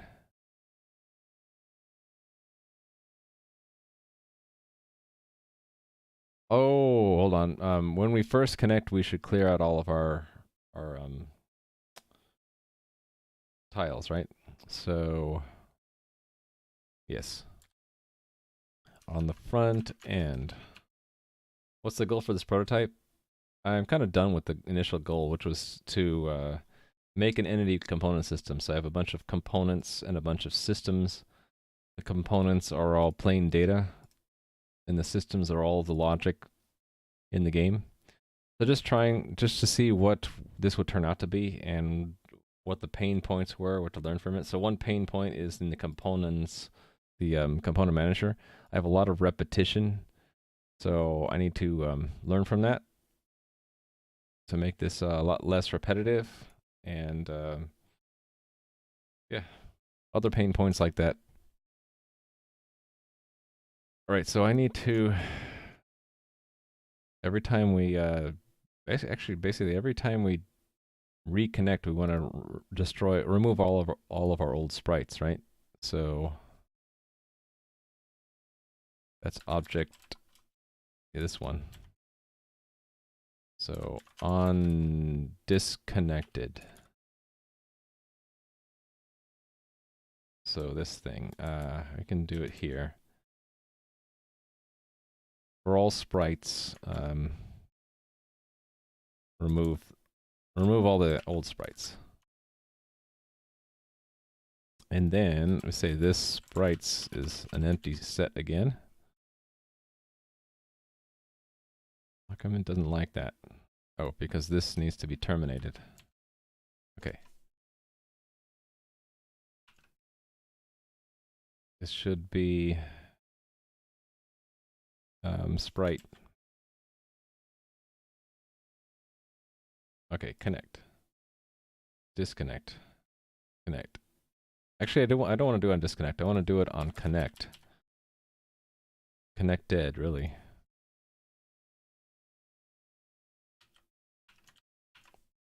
So connect, disconnect. I can see the old game map, and when I connect, I get a whole new set of sprites. Okay, the ghosts aren't disappearing off, aren't being removed. Neither is the treasure. Huh. Everything is just broken right now. Can I remove a potion, though? Nope. Okay, when weapons move, they need to be marked dirty. I think that's one problem. Yes, so when... Alright, here we go. So if there's a tile, then we need to mark it dirty.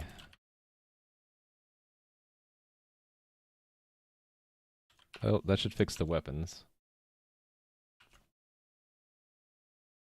So yeah, for another example, 3D extended, another goal that I'm trying to accomplish right now is if I wanted if to see if like this dirty flag and the destroyed flag in the tile is the best way to optimize the transmission of information back to the front end. I'm not discovering if that was wise or not.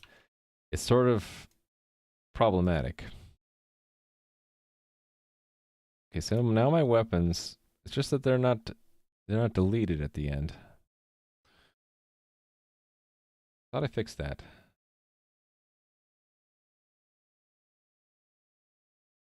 We should go through all tiles. Oh wait, it's going to do that, isn't it? I need to do the destroyed thing first. So put that up here. If it's destroyed, then do that and continue. Otherwise, we can do this, the rest of this stuff, right? Oh no, I can't continue. It, we'll do an else. Because I need, okay, I need to transmit some ID. If it's destroyed, it's just destroyed. Otherwise, if it's not dirty, we don't need it at all. If it has no position, don't draw it. Otherwise, draw it. Okay. Let's try this out. Let's try this level now.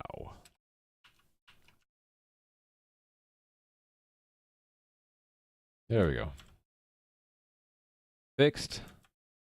So now it should only be transmitting like actual changes. Oh my goodness, so many ghosts. I think we need to get the potion. Boom. There we go. So we should see that it's only transmitting things that change. So, okay, we don't even need to send an update at all if none of this changed. But it's only 67 bytes every tick. So all of the data has been cut down in size. So the initial one is like the entire level. That makes sense. There's 15K. Actually, I thought it was 10K before. Did I increase this size by accident? Let's see. I wonder if it's because we have spinning falls. That's a lot of characters. I could optimize this further by making that an S, right? Make that a T, make that a P, make that an I. Yeah. It's good enough. Let's check it in. So this is sprites only. Sprites are only rendered if added, changed, or destroyed.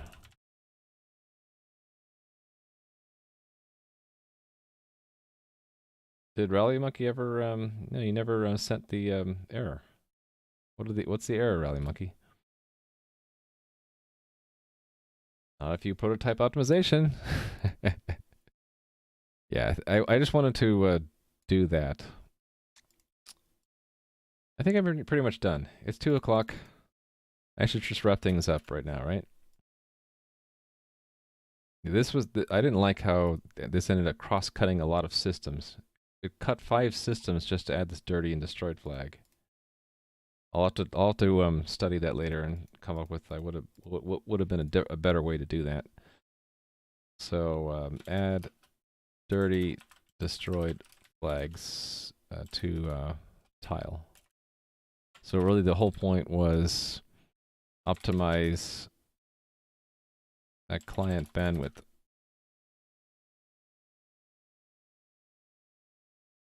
only transmit sprite tile information or dirty or destroyed tiles.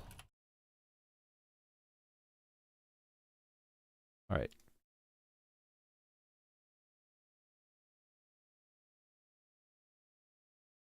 Yeah, I'm at the edge of my chair.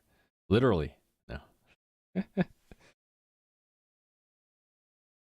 Well, Raleigh Monkey might be gone. I'll ask him after the stream on Discord or something. Or he'll get to me on Discord, I guess. No biggie.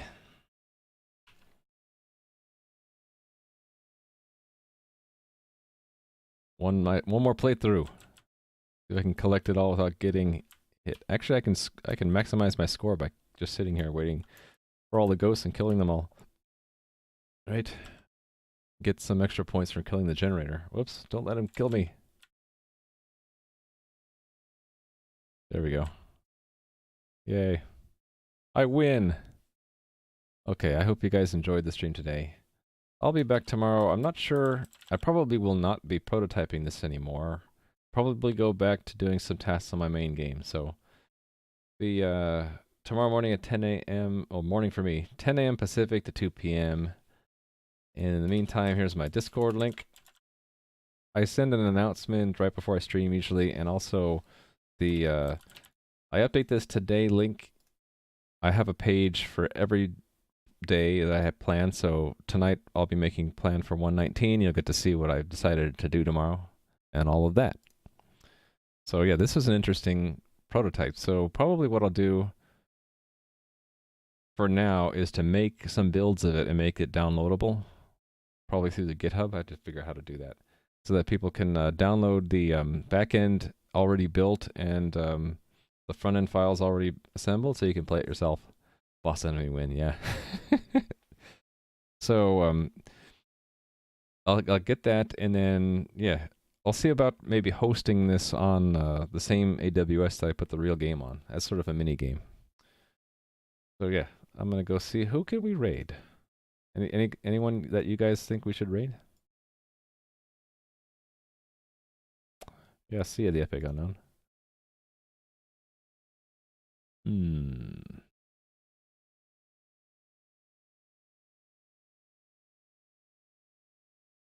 Oh, bother? That's a good idea. Something a little bit different, right? So, oh, bother is a maker. He makes robots. He makes laser-equipped robots that burn the names of subscribers onto his board. It's pretty interesting. It's a mix of hardware and software. A lot of times it's hardware. He likes to talk with his community, so it's pretty fun. I'm wondering right now, is he on break? No, he's just talking, but his camera is set to look at his burn the sub board. We will go raid him. Here we go. I'm pressing the button. So hope you guys enjoyed today, and I'll see you on tomorrow. Catch you later. Have fun with the oh bother.